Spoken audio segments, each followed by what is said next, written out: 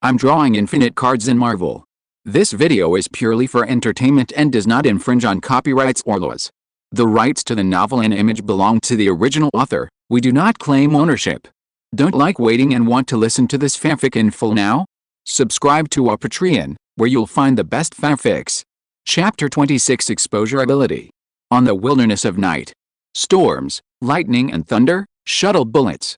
Kyle's face was facing down, and he fell with the constant acceleration of the natural fall, and the night wind blew the windbreaker he was wearing on his face. This time he chose to come to rescue the troops with Steve. One is to test his transformed strength through actual combat. The second is that there is a lot of battle achievements and a lot of loot, so there is no reason not to come. Not far below, Steve opened his parachute, and Kyle also estimated the timing of opening the parachute, opened the parachute device behind him, and the two floated and fell into the wilderness. They only descended to a height of 20 meters, and the enemy soldiers below seemed to have found their tracks, and kept shooting into the sky. "I'll attract their firepower," Steve yelled, fearing that the bullet would hit Kyle. He immediately controlled the parachute to attract firepower and rushed down first. "I still need you to block bullets." Kyle shook his head and smiled, pulled out the Nepalese saber from his waist with his left hand, swung it back, and actually cut off the parachute rope on his back. This was still more than 10 meters above the ground in the wilderness. Losing the buoyancy of the parachute, Kyle fell down quickly again. Seeing this scene, not only Steve, but even the German soldiers below were stunned. Is that man trying to commit suicide? This idea of the German soldiers had just emerged. After Kyle fell from a height of more than 10 meters, he rolled on the mud floor and stood up lightly again. "Legs are a little numb. But now I can really do it, something that ordinary people can't do." Kyle's cold face showed a smile. He didn't test an experiment, he just thought he could do it. "I took the risk." Nowadays, this physical quality beyond human level, for the hundreds of combat skill cards, it is like a treasure house meets a key, a sports car meets a highway, and the cooperation with each other causes unimaginable qualitative changes. "What are you waiting for? Shoot me." Several German soldiers were still staring at Kyle in a daze. After the leader shouted a reminder, he hurriedly raised his gun to aim and shoot. But Kyle's reaction was faster, and instead of retreating, he rushed forward with a saber in his left hand to meet the guns of the German soldiers. Tread. Kyle suddenly stepped forward to the left, and a pile of bullets rubbed his right shoulder and hit the muddy ground. When the German soldiers turned their guns to the left in a panic, he quickly moved to the right again. The left and right movement is just to avoid the bullet fire. The important thing is his super speed. The sprinter's movement speed is about 10 seconds to, meters, while Kyle's, meter sprint only takes 3 to 4 seconds. Calculated, the distance between the enemy and the enemy is only 30 meters, and it is only one breath. PFFT. Not even giving the second wave of bullets a chance to shoot, Kyle approached the enemy soldiers, raised his knife and dropped it, and a bright blade slanted across the sound. The head leader's eyes were still full of panic, and the barrel of the rifle in his hand fell to the ground with a broken barrel. Soon there was a flat bloodstain on his neck, and his head was detached from his body. "Monster!" the soldier behind the leader yelled in fear, and was about to run away. Kyle took a step forward, stretched out his right hand and pinched the back of his neck, and lifted the opponent's whole body away from the face with one hand. Let him go," another soldier shouted in a panic, pointing his gun at Kyle who was nearby, but before he could shoot, a figure suddenly jumped down from the sky above his head and stepped on him. "It's really slow," Kyle chuckled, swung the soldier in his hand 360 degrees, and pressed his face down into the dirt. "Kyle, what's the matter with your speed and strength?" Steve stepped on the struggling German soldiers and looked at him in shock. Kyle's face was calm. He never thought of hiding his super soldier's ability from Steve. After all, as long as he wants to show his corresponding strength, he will have to talk to the army sooner or later. "I didn't tell you, because I have only mastered this power not long ago," Kyle sighed, and explained to Steve seriously, "Do you still remember my counterattack 10 days ago? In the warehouse of the large base, I found a tube of reagent from the commander, and I wanted to bring it back to the base for scientific research, but unfortunately the reagent tube broke when I was escaping, and the reagent liquid flowed into my wound." Steve didn't have any doubts about Kyle, and asked urgently, "Is the reagent liquid light blue?" Kyle nodded and said, "Exactly, that's right. The reagent liquid fused with the blood, and I fell into coma with pain." After waking up in the hospital, my body seemed to undergo an unprecedented mutation, with strength and speed exceeding ordinary people. Kyle, congratulations.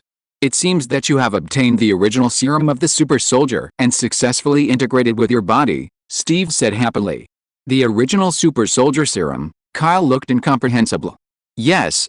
The doctor was originally from the German science department. He escaped from the research institute later. I heard that someone in the upper echelons of the German army used the original super soldier serum. I didn't expect to keep one. Fortunately, I let you get it, Tiff sighed. He was really happy for Kyle after all. Kyle gave him the opportunity to experiment with super soldiers, and he has always felt ashamed. Kyle also knew in his heart that the origin of his weaving ability was a bit rough, but based on Steve's, percent trust in him, this was a lie that could be easily justified. After Steve believed it, he would tell the military when he went back, and the matter of Kyle having a super soldier was basically settled. I was worried about you at first, but now you are also a super soldier, and you have more combat experience than me. The probability of us sneaking into the enemy's military factory to rescue soldiers has greatly increased, Steve said excitedly. In this case, let me command the infiltration operation, Kyle nodded confidently, and said meaningfully to Steve, then, first, I will teach you a simple lesson on the battlefield. Before he finished speaking, Kyle raised his left foot and stepped forward, stepping on the head of the soldier who was still struggling with Steve and completely sinking into the mud. The soldier's limbs danced and struggled even more frantically, and the mud splashed everywhere, but under the suppression of absolute power, he soon suffocated to death in the ground. On the battlefield, don't show any mercy to the enemy, just kill with one blow. Killing is not necessarily justice. But killing the enemy is military justice, Kyle said coldly, his cold aura straight down to freezing. I see, Steve nodded hesitantly. No matter how strong your physique is, you're still just a rookie who hasn't been on the battlefield. You need to adjust well. Oh no, it should be taught. Then follow me and head towards the main gate of the factory. If you can avoid the patrolling enemy troops, dodge them. If you can't avoid them, don't give them a chance to communicate, just kill them in close quarters. After Kyle finished speaking, he set off in the direction of the factory he saw on the plane, followed by Steve. The two quickly disappeared into the night rain again. There are very few recommended votes. The update time will be changed to the first in the morning. I hope that book friends can vote for recommendation after reading it after waking up. The second update will be in the afternoon. Really begging for a recommendation ticket. If you like this book, be sure to vote for me, CAC. Chapter 27, Infiltrating the Factory. The German factory-like fortress is just outside the gate. Under the rain, a convoy of 6 German-style large material vehicles drove slowly through the mud, and the destination of the transportation was obviously the garrison fortress. 2 figures quickly passed by the side jungle, taking advantage of the darkness, lurking towards the rear compartment of the last supply vehicle. Kyle was the first to turn over and enter the rear compartment of the car, which was only covered by leather cloth. When he saw 2 heavily armed German soldiers sitting inside, he muttered in a low voice, one for each. He quickly rushed to one of the soldiers, covered the opponent's mouth with his right hand, and sent half of the Nepalese saber into the soldier's heart with his left hand. The comrade in arms was killed in front of his eyes. Another soldier reacted to the enemy's attack, and was about to pull out his gun, when a young man behind Kyle also rushed up. The steel shield decorated as Captain America hit the soldier's forehead first, and Steve took a sharp-handed knife, smashing the fainted soldier's cervical spine. The movement is not bad, but it's a bit too slow. Kyle, who was sitting next to him watching the play, nodded and gave a pertinent evaluation in a slow and tidy manner. It's you who are too fast. Steve dragged the soldier's body and said with a wry smile. If you want to fight side by side, you have to learn to keep up with my rhythm. Kyle shrugged as a matter of course, and threw the corpse of the soldier he solved out of the car, and Steve followed suit. Killing people and throwing away corpses is always a simple and rude way of infiltrating. Since the German military factory here is located in the rear of the combat zone, and there are countless vehicles transporting materials in and out every day, the soldiers at the main entrance did not check the rear warehouses of the vehicles one by one. The transport convoy did not expect that its own car would enter the fort with 2 enemy super soldiers. Kyle and Steve came out of the back of the vehicle after the transport vehicles had stopped and turned off the fire, and hid among the piles of bunkers. Much simpler. The light rain had completely stopped at this time, and under the dim lights at night, A large factory building was located in the fortress, and soldiers kept bringing supplies boxes in. Many soldiers with guns with Blu-ray special effects patrolled and wandered around. There were also high-end armed forces such as tanks in the fortress, all of which were guarding key factories. It's not like a base where soldiers camp, but it really looks like a manufacturing factory, Kyle said to himself. Looking around with his probe, he could see the 20-meter-high factory building, and the sound of mechanical operation could be faintly heard. They are building factories here day and night, working hard. What exactly do they want to make? Steve asked suspiciously. What to make? This caused a flash of light in Kyle's mind, glanced at Steve next to him, and said seriously with a countermeasure in his heart, Steve, let's split up. Steve looked at Kyle in surprise. Act separately? Shouldn't it be safer to act together here? What's the use of security? The key point is to quickly find the place where the hostages are being held. If the enemy finds out, we can escape safely with our strength, but the hostages may be lost, Kyle explained. The factory is so big. We look for them separately, and rescue the hostages as soon as you find them. That makes sense. Then you should be careful. Steve nodded in agreement, impatiently avoiding the guards of the soldiers, and touched the construction factory. Watching Steve's back, Kyle had a triumphant smile on his face. Brother, I'm sorry, it's up to you to attract the attention of the enemy troops in the factory. This can also be regarded as a weight-bearing exercise for you after all. There is no better way to learn than to fight in person. The production factory. At this point in time, is there any energy material for the German army that is better than the residual energy of gems? Kyle licked his lips. The outline of his body gradually faded in the darkness, and soon completely disappeared in place. Stealth activated, Nightcrawler mode.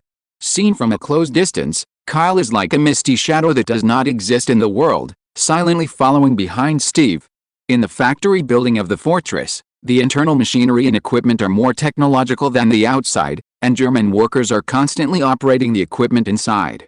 Steve lurked along the way. He was extremely cautious. Without Kyle's guidance, he let go of his hands and feet a lot. Hey! After smashing the head of a patrol soldier with a door, Steve entered the factory completely, with a cloud of fog hanging behind him at a distance of 10 meters. The skill is not bad, but the shield is a bit in the way. Kyle couldn't help complaining. It really didn't matter if Steve sneaked in, but he had to carry a steel shield on his back. The surface of the shield was painted with American stripes and stars, as if he was afraid that people would not know that he was an American soldier. As a pioneer, Captain America, he is indeed destined to be a shield soldier. Kyle shook his head and continued to follow. Steve walked up to the third floor of the factory. Below the suspended railway track were metal plumbing equipment, and rows of blue glowing material shelves were piled up in the aisle on the third floor. Energy magazine. He picked up a magazine with a blue light from the box in surprise, and didn't have time to think too much, and continued to search for the place where the hostages were held. As soon as Steve left, Kyle, who was sneaking, stopped next to the material shelf. Looking at the rows of Blu-ray magazines piled up in front of him, he couldn't help getting excited. Gem energy. How much is there here? How many times can you draw a card? Kyle was overjoyed, but just as he focused on the supplies, the excitement on his face subsided instantly. New energy magazine. A new energy magazine made by extracting the residual energy of gemstones, which can emit laser rays with amazing destructive power. Rare green item card. Do you choose to extract? Draw your head. Kyle was speechless. He thought that these energy magazines were of blue quality, but he did not expect that they were only of rare green quality. Rare green item cards, provided for sacrifice and extraction as materials, are also counted as green cards. This is also the reason why Kyle is not interested. Extracting these energy magazines in front of him can only be used in actual combat. It is better to replace the materials for sacrifice and drawing cards with ordinary green materials on the battlefield. Forget it, let's go rescue people together with Steve. Kyle was a little helpless, but just got up and took a step, and soon he seemed to remember something, and the whole person stopped. And many more. What are the main materials for such a large new energy manufacturing plant? By the way, I actually only focused on these rubbish materials. Here is one of the most precious items on the entire Earth and even the universe. Kyle's heart was shocked, and he clenched his fists excitedly. Cosmic Rubik's Cube. Here is the Cosmic Rubik's Cube as the carrier of the space gem. Tread. Kyle quickly entered stealth, regardless of whether he was exposed, and set off to the factory's hub control center as quickly as possible. If you're listening to this novel on a channel other than Fanfic World, it means they downloaded and uploaded it without effort. We cordially invite you to visit our channel, Mundo Fanfic Novelis. There you'll find the original version of this story, and you can explore many other novels of various genres. We're waiting for you to immerse yourself in a world of incredible novels. Chapter 28 Red Skull, Don't Run If You Have the Courage. In the Fortress Factory at this time. Warning. Warning.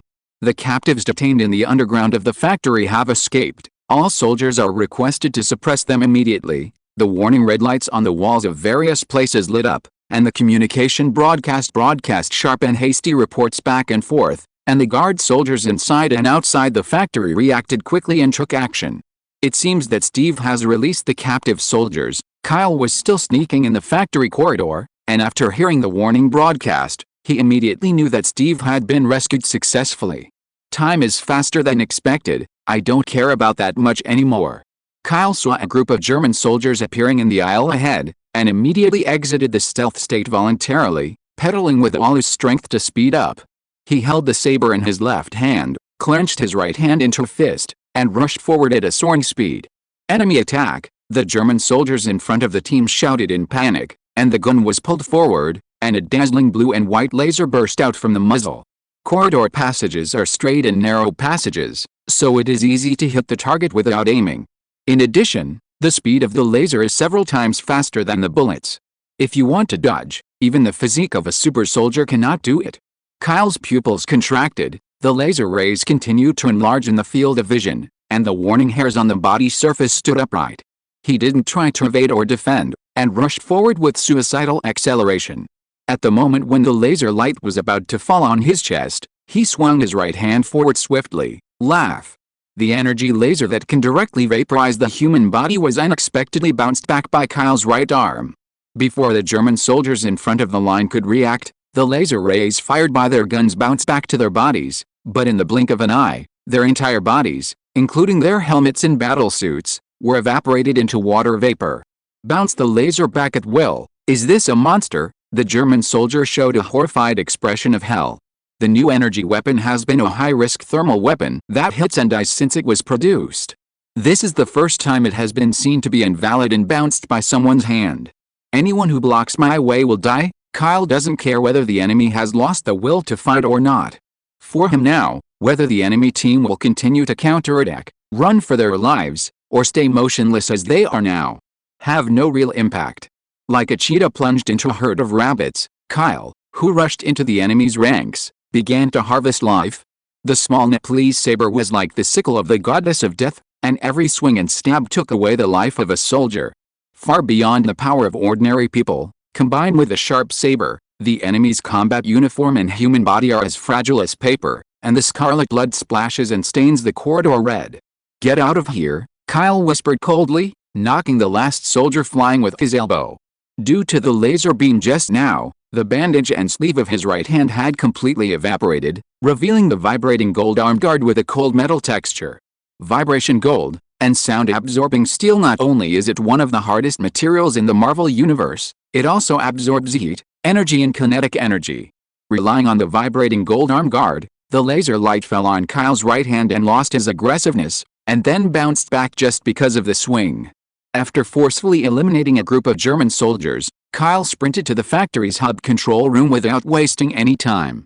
He didn't notice that the scene of killing the enemy team just now was clearly transmitted from the camera at the top corner of the wall to the other end of the device. At this time, the hub control room of the factory. The Red Skull, who looked like a middle-aged officer, looked at a dozen or so surveillance screens in front of him, with a hint of fear on his fake leather face. 2 super soldiers invaded the factory. The reason he said this was because on one of the surveillance screens in the underground area of the factory, Steve, wearing a blue and white striped tights, was quickly bringing down 2 soldiers. On the other screen, it happened that Kyle rushed into the German army, leaving 7 tragic corpses approaching here. Forget about the first one, and the second one. Why is it so strong? Red Skull couldn't believe it. He asked himself that he couldn't do what Kyle did, treating the German army armed with new energy weapons as a fake. With a super physique brought to the extreme, the superior close hand skills, coupled with the decisive killing, this is simply a war machine. Both are super soldiers, Why is there such a big difference in strength?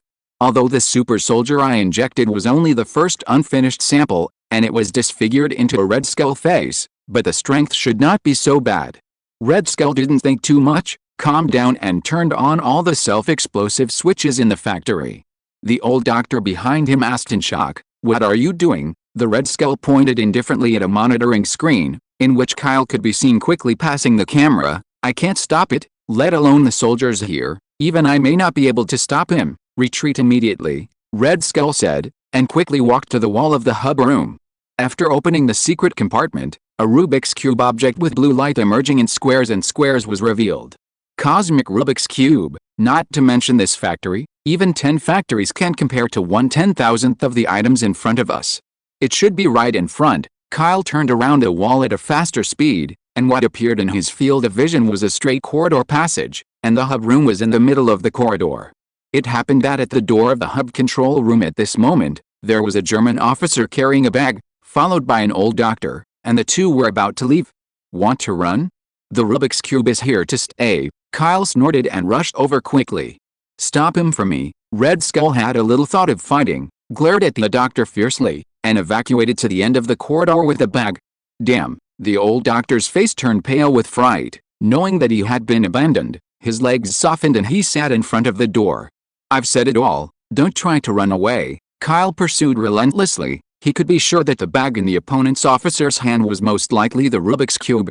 One waste. Red Skull glanced back at the old doctor, but he had no intention of relying on an old man to hold back the decisive super soldier. "Try this." At some point, Red Skull already had a new energy cube in his hand, and threw it towards Kyle vigorously. Gem energy. Kyle looked at the energy cube thrown over in surprise. "This thing is the raw material for making energy clips, which is the blue quality item drawn in the large base last time. This thing has a stable energy state, and can it be used directly as a weapon?" Kyle's doubts were answered in the next instant. Red Skull took out a pistol, aimed at the energy cube still in the air, and pulled the trigger. "This bastard is really crazy," Kyle roared, and stepped forward at a faster speed, grabbed the old doctor on the ground in the corridor, and blocked him in front of him like a meat shield. At the same time, the bullet hits the energy cube. The next moment, even the air froze and stagnated. Boom. The explosion of the energy cube is like a tidal wave, sweeping and impacting all around inch by inch, destroying everything it affects. Not much to say. If you think it's okay, please give the author a recommendation ticket cac. Chapter 29 Victory Chapter Return. Wherever the dazzling blue energy tide spreads, no matter the walls, floors or steel doors are vulnerable to annihilation. The screams of the old doctor wearing glasses were insignificant, and his body gradually turned into nothingness until it evaporated. The walls of the corridor shattered and fell, and the dust continued to form a shock wave that sent Kyle flying. After a few seconds, everything started to calm down.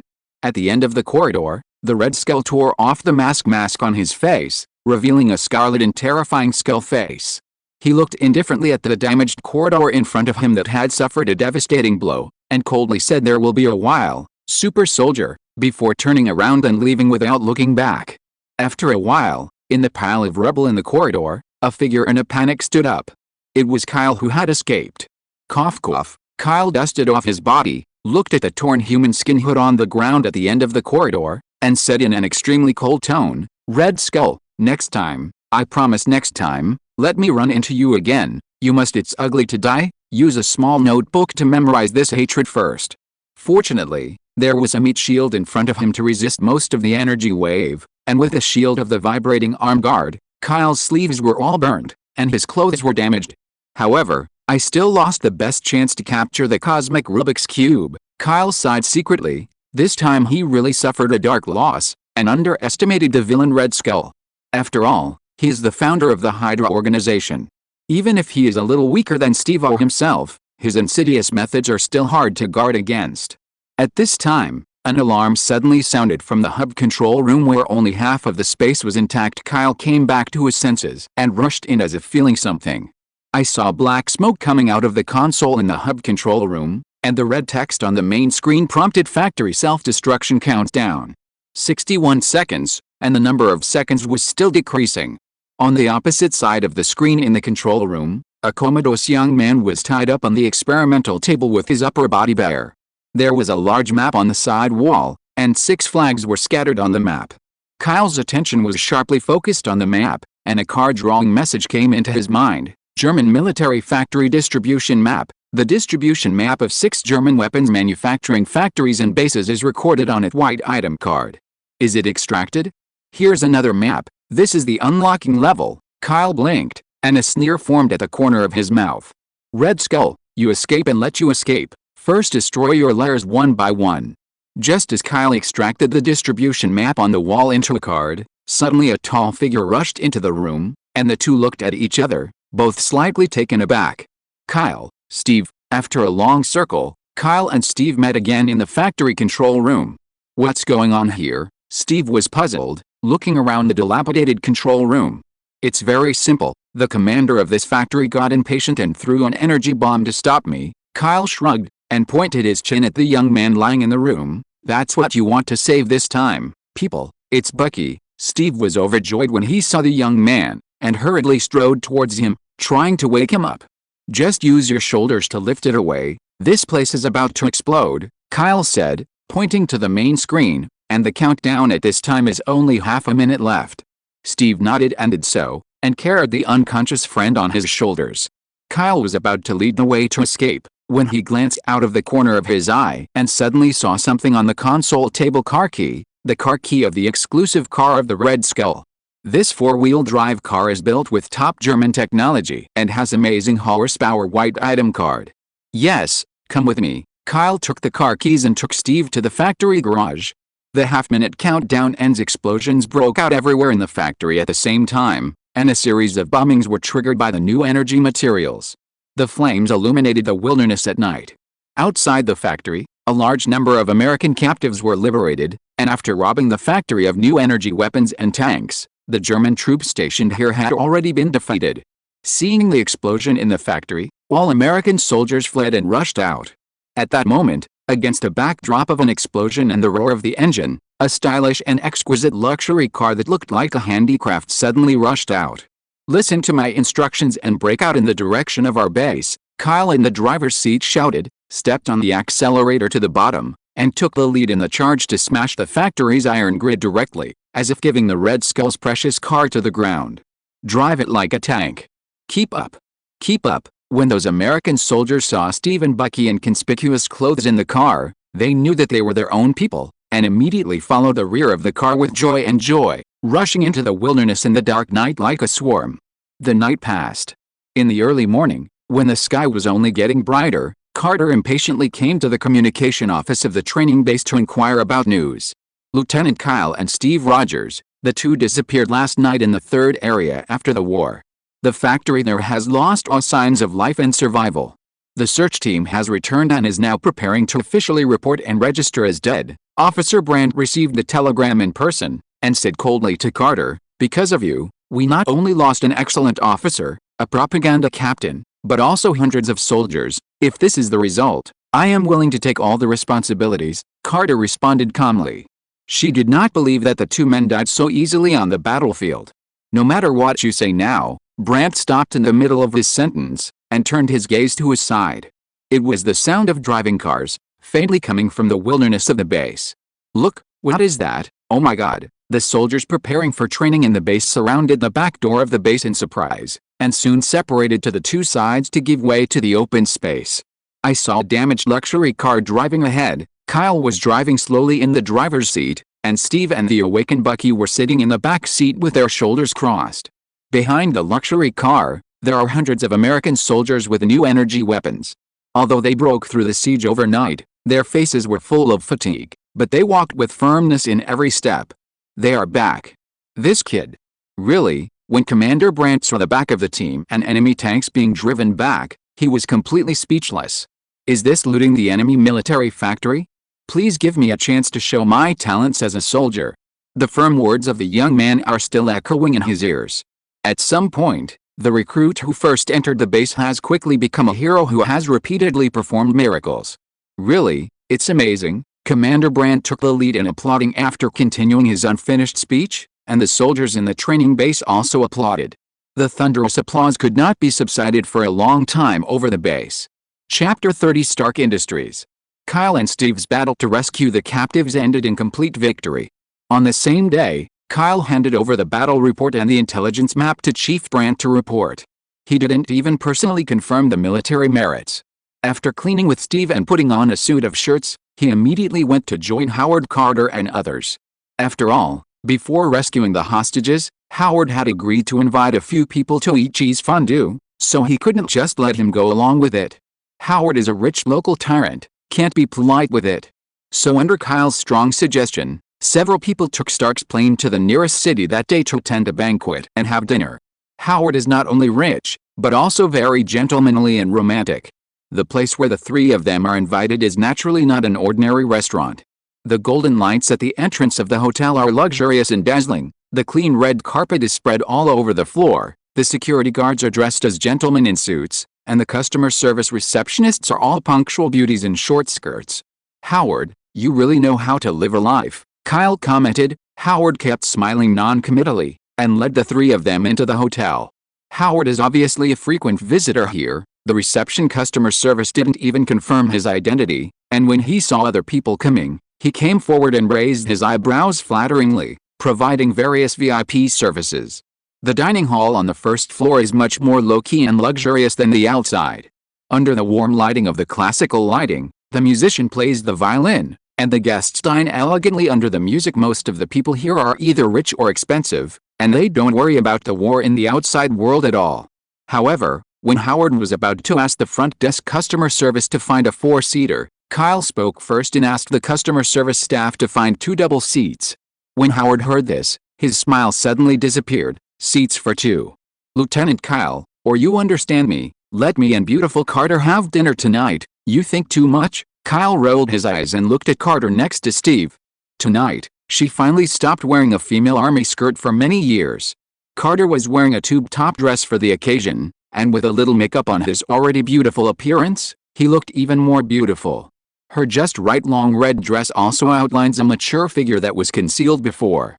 I promised you that I will bring Steve back safely. Kyle and Carter said something, and before she could respond, he patted Steve on the shoulder again. You take Carter first, let's go eat. Steve yelled in surprise first, then nodded hastily. Oh, I see, I am creating an opportunity for you. Take good advantage of it, brother. Kyle snickered. He had no idea about Carter, so there was no pity. More importantly, the purpose of tonight is not as simple as eating this sumptuous dinner. You two, please come with me. The receptionist bowed affectionately, gestured to the dining area with his hand, and took Steve and Carter to their seats first. Carter left just like that. Howard's face was full of disappointment. He glanced at Kyle, and said hesitantly, are we 2 big men going to eat? Or dinner for 2? It's up to you whether you want to eat or not. To be honest, I have something else I want to discuss with you tonight. Kyle shrugged. Another thing. Howard looked at Kyle suspiciously.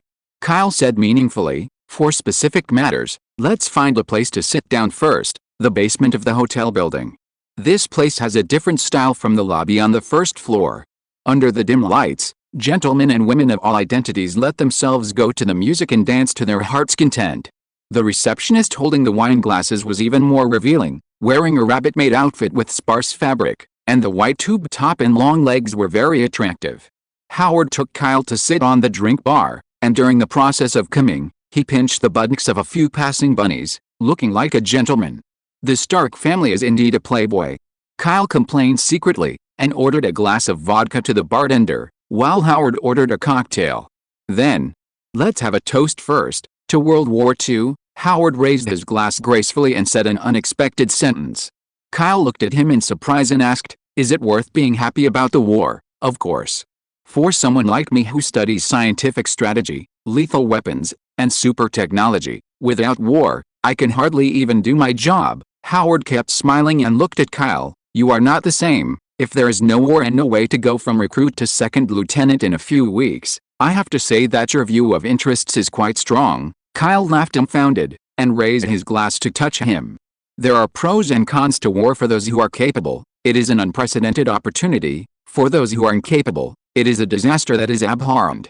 Howard took a sip of his wine and said, don't play tricks on me. If you want to discuss anything with me, just speak up.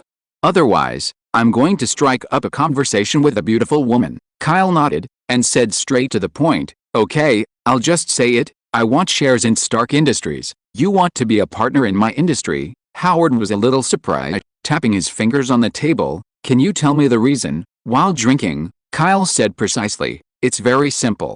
I believe in the inherent potential of Stark Industries. In the future, it must be the top strategic and scientific manufacturer on the planet. The most important thing is that I believe in you. You are a top-notch talent, I have to say, you have great vision. Howard heard a satisfactory answer. He is already a top genius and has enough capital to be proud of. Because of the war, my current focus is still on the country's scientific and technological strategy research. Although Stark Industries has not yet made a lot of progress, it has already achieved results in the anti-gravity project. In the future, it will involve many fields of science. If the war is over, Stark Industries will develop rapidly. When Howard said this, he looked at Kyle seriously, and said, it's not that I underestimate you. I have read your files and information, and the assets under your name are not many, and the salary of an officer is not that high even at the school level. May I ask how you want to invest in Stark Industries? Even if it is a friend, it is impossible to give Stark Industries shares for free with your eyes closed. Kyle naturally understood this. He dared to directly discuss shares with a proud genius like Howard, and of course he came with enough cards. What I invest is not money, but the future, he said. And put a rectangular parallelepiped machine with a slightly thinner thickness prepared in his trouser pocket on the bar. The predecessor of the machine was almost a whole piece of tempered glass screen with a tiny camera on it. The back of the machine is a smooth metal case, and there is a prominent notch in the middle of the Apple logo. That's right, it's a mobile phone. iPhone. Chapter 31 Happy Cooperation. What kind of machine product is this? It seems that the manufacturing process is very good. After all, he is the most outstanding manufacturing expert among scientists. When Howard saw the exquisite metal casing of the iPhone, he felt that this item was not simple. He picked up the phone to weigh it, and began to fiddle with it left and right. I call it the phone. Kyle smiled faintly, like a salesman began to explain. Don't look at its small body. It is actually an instrument with hundreds of functions. It comes with fingerprint unlocking, face unlocking, simple voice control, and taking pictures, video recording, storage and decompression, sending information, time alarm clock, calculation recording, game music, call service, search engine and other functions. It's just this small machine that has such advanced and practical functions. Howard was shocked, and quickly checked carefully. Kyle laughed secretly, seeing the most intelligent and top-notch manufacturing genius on Earth at this time, admiring a mobile phone. He almost couldn't help laughing out loud. This mobile phone is just a green quality item card, which is one of the common items drawn by the sacrifice card draw. Kyle originally thought that this is the time of World War II, and even telephone towers and the internet have not yet been generally established, so getting a mobile phone is really useless. It wasn't until the last time I met Howard on the plane that an idea suddenly appeared in Kyle's mind. The mobile phone is indeed useless to him now, but it is completely different to Howard, the extremely talented science manufacturer. Anyway, in the 21st century, this mobile phone has indeed reached the point of being a bad street, but in 1943, it is an advanced technological product that has spanned more than half a century. Howard operated the phone, looked at the lit screen, his eyes became brighter, and his fingers were quickly performing various command operations. This surprised Kyle, who was nearby. He didn't even explain the basic operation of the mobile phone to Howard, but Howard relied on his keen sense of technology products, and quickly began to master the operation of the mobile phone for the first time. As expected of the father who can give birth to a man who will manufacture artificial intelligence and steel armor in the future, he has the passive card of technology adaptation.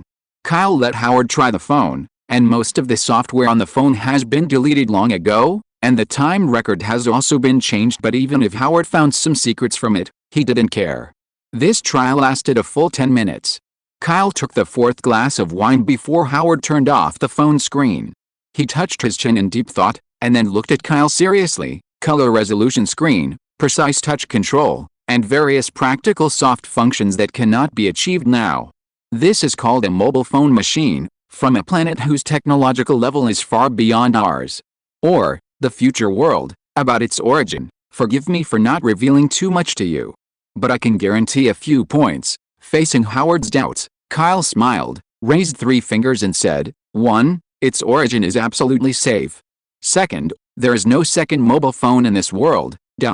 What it brings to you is only advantages and no disadvantages as long as the advanced technology and technology of this machine are fully understood.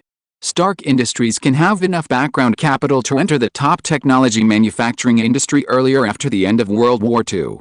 I see. Howard fell into thought again. Kyle was not in a hurry, looking at the gentlemen and ladies dancing in front of him, and continued to taste the wine with the unique flavor of the old age in the cup. May I have the honor of dancing with you, sir? During the period, many girls and ladies took the initiative to strike up a conversation with Kyle.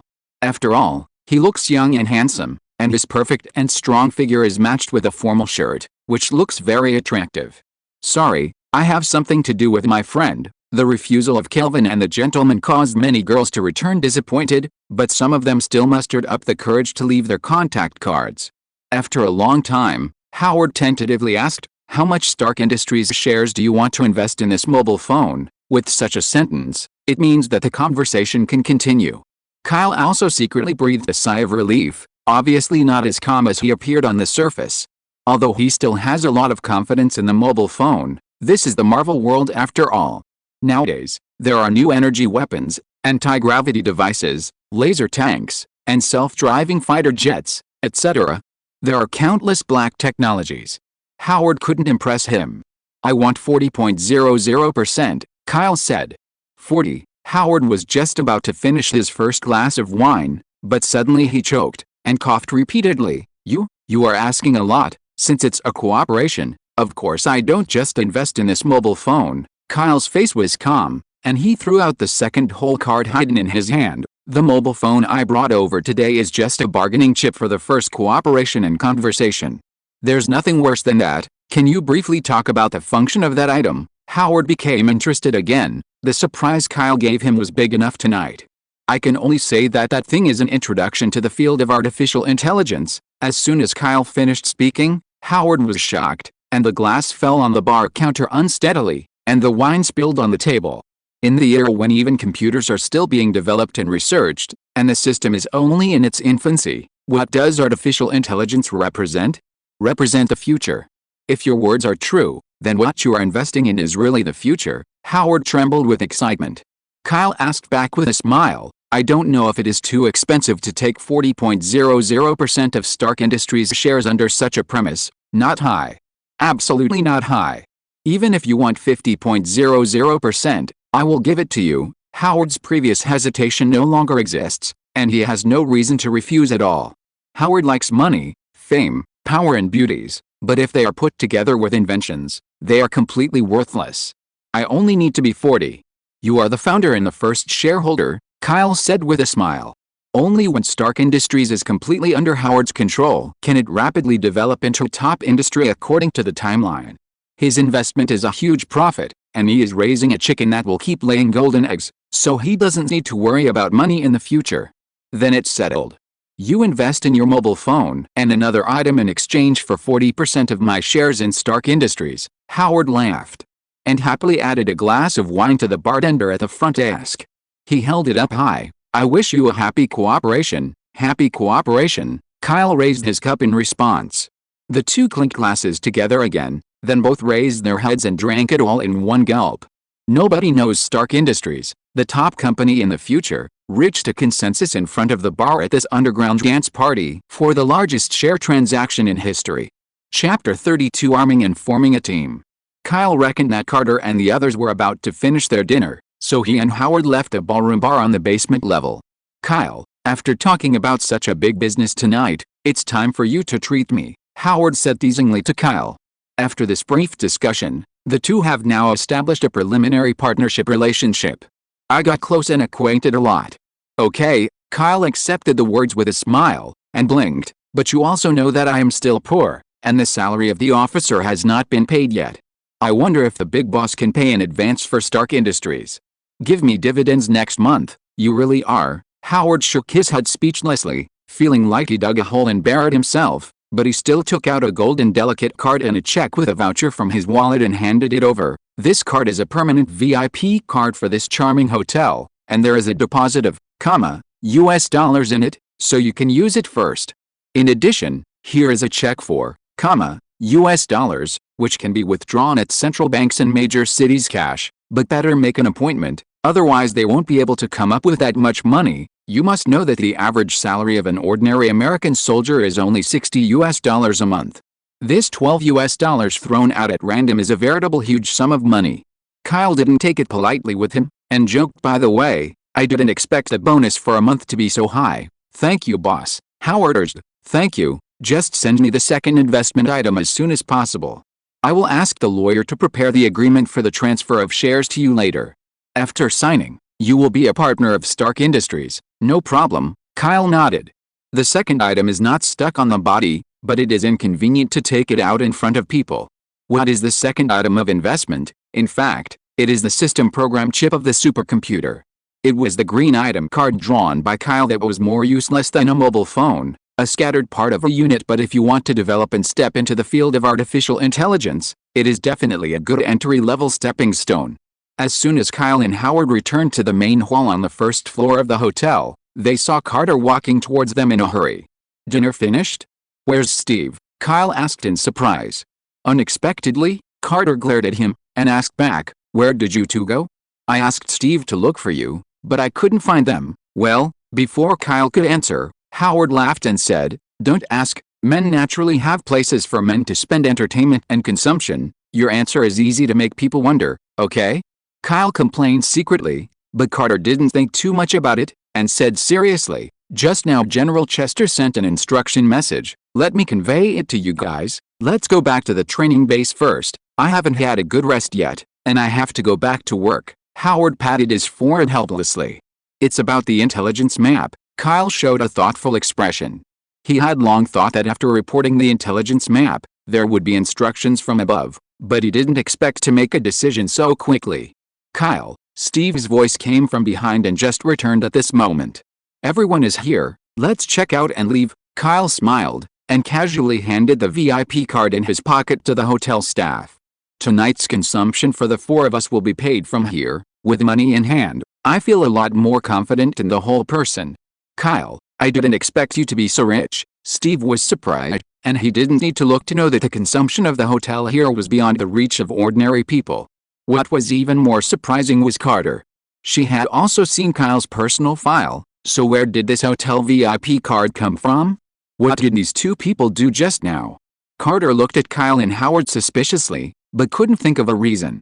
The plane that day went out to eat in a big city, and then returned to the training base that day. On the plane, Carter seriously told the three of General Chester's command mission. Kyle and Steve, the two of you will act as team leaders, select soldiers at the training base to form an armed team, and launch an attack on the 6 German factory bases in the war area one by one. As long as the factory bases that provide weapons and supplies are down, Germany is no longer a threat to Europe. Steve, from now on you will be a corporal. Carter said this, and his eyes fell on Kyle. As for you, your combat achievements will continue to accumulate, and there will be no promotion this time. It doesn't matter. Kyle nodded. The lieutenant's certificate is not hot yet. He is used to and likes the rhythm of jumping ranks after accumulating military merits and then bursting into promotion.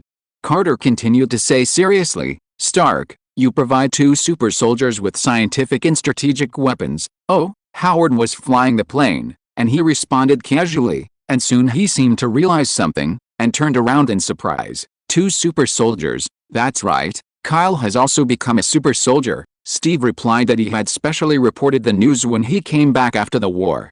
Carter stared straight at Kyle, and said seriously, next, you will also be in charge of supervising the records, and then collecting information about super soldiers. Okay, Kyle replied feebly, and muttered in a low voice, I'm at least a 2nd lieutenant, and I'm being supervised by a woman like you. I don't want to lose face. Wouldn't it be nice to have Steve as your guinea pig for research? Carter pretended not to hear, keeping cool and elegant. Steve immediately made a suggestion, if you need to form an armed team, just call up the soldiers who were rescued last night. They have been fighting on the front line for a long time, and they also have experience in using new energy weapons to fight the German army, no problem. As captives, they must also be holding back a lot of energy, and they haven't fully vented it last night. But on this basis, I will also transfer a talent from the 102nd Regiment, Kyle thought about it. Who? Carter asked. Only one person from the front line was dispatched, and she still had this right. His name is Nick Fury, and he is a very intelligent and commanding sergeant, Kyle said with a smile. This is an opportunity to quickly brush up his military achievements, and he can be regarded as taking good care of Fury. In the temporary tent on the front line, a one-eyed black officer sneezed. He touched his bald head in surprise, a little confused. The weather is not cold. Why do I have an ominous premonition? Fury muttered to himself. Obviously there was no large-scale battle on the front line where he was, but at this moment, he felt an inexplicable chill down his spine. Chapter 33 The Adamantium Shield. A day passed. Steve recruited according to the soldiers he had rescued before, and quickly formed a large-scale army. This is also due to his personal charm, great sense of justice, and his affinity as if he was born in the role of captain. At noon, a helicopter landed at the training base, and Fury, carrying a military package, got off the plane. He looked around in a daze, not knowing why he was transferred here alone from the front line. The frontline commander just informed him that there was an important dispatch order, and then asked him to hastily prepare to pack up the package, and those who drove the ducks into battle got on the helicopter. Fury, stay safe, a familiar voice suddenly came from behind. Fury turned his head and opened his mouth wide when he saw the person coming. Kyle, call the officer. Kyle deliberately put on a straight face, hinting at the rank on his chest. Yes, Second Lieutenant Kyle, you won't be the one who transferred me this time, Fury said angrily. He knew that Kyle had been promoted to second lieutenant at the front line, and he wasn't too surprised at this time. What do you think? Apart from me, who would deliberately use military authority to mobilize you? Kyle shrugged. Come on, why did you call me here? It wouldn't be to cooperate with you on the battlefield. Fury's voice was a little trembling too crazy. Kyle is not a master who follows the routine step by step at all. If he can face up, he will never be cowardly. If he can't face up, he will continue to fight in another way. It is not too much to say that he is a war madman. Not on the front line, Kyle comforted him. Fury was just about to breathe a sigh of relief, but Kyle's next sentence almost made him lose his breath. It is to enter the area behind the enemy and attack the German military factory base. A total of 6 places. You're dragging me into the water. Fury wanted to vomit blood depressed. I'm deliberately taking care of you, so that your commanding skills can be displayed in advance. Kyle showed a devilish smile. The future director of S.H.I.E.L.D., this kind of talent has no reason to be wasted in the stalemate on the frontline battlefield. The ground floor of the base. The walls of the surrounding passages are lit with dim lights, and they are divided into many research departments and basements. Many correspondents, researchers, and military officers are here to analyze the battle situation in the frontline theater. Kyle took Fury all the way deep. As soon as he stepped into the door of the Science Strategy Department, someone in the room noticed that a figure with a blue background walked over quickly. Kyle, you came just in time. What do you think of my new combat uniform? That man was Steve, and he stopped in front of the door to ask Kyle's opinion. Well, Kyle's eyes fell on Steve. At this time, he changed into a tight leather jacket that was much better in quality and fashion than before, but the usual blue background color was the keynote, and the chest was still topped with conspicuous silver 5 stars, wearing a dark blue hood that covers half of his face. How to say this outfit is conspicuous, but the question is this really for war? Kyle secretly complained. The enemy didn't even need to think about it. They knew that the person dressed so ostentatiously was the leader. Who would you focus on if they didn't focus on the fire? But thinking about it, Kyle's words of evaluation are completely different. Very good. This is just in line with your title as Captain America. Walking in the forefront like a captain and leading the team can bring great benefits to soldiers. Great courage and faith, really? That's really great. Steve nodded with satisfaction, and then he noticed Fury behind Kyle. This is, Kyle introduced. Introduction, Nick Fury. I specially asked Carter to transfer the command talent from the front line. Hi, my name is Steve Rogers, one of the team leaders who formed this time. Steve stretched out his hand cheerfully, and shook hands with Fury. The future director of S.H.I.E.L.D. and the symbol of the predecessor of S.H.I.E.L.D., the two of them completed the historic meeting in advance in the basement under Kyle's arrangement. Kyle, I knew that you were satisfied with the Captain America battle suit I made.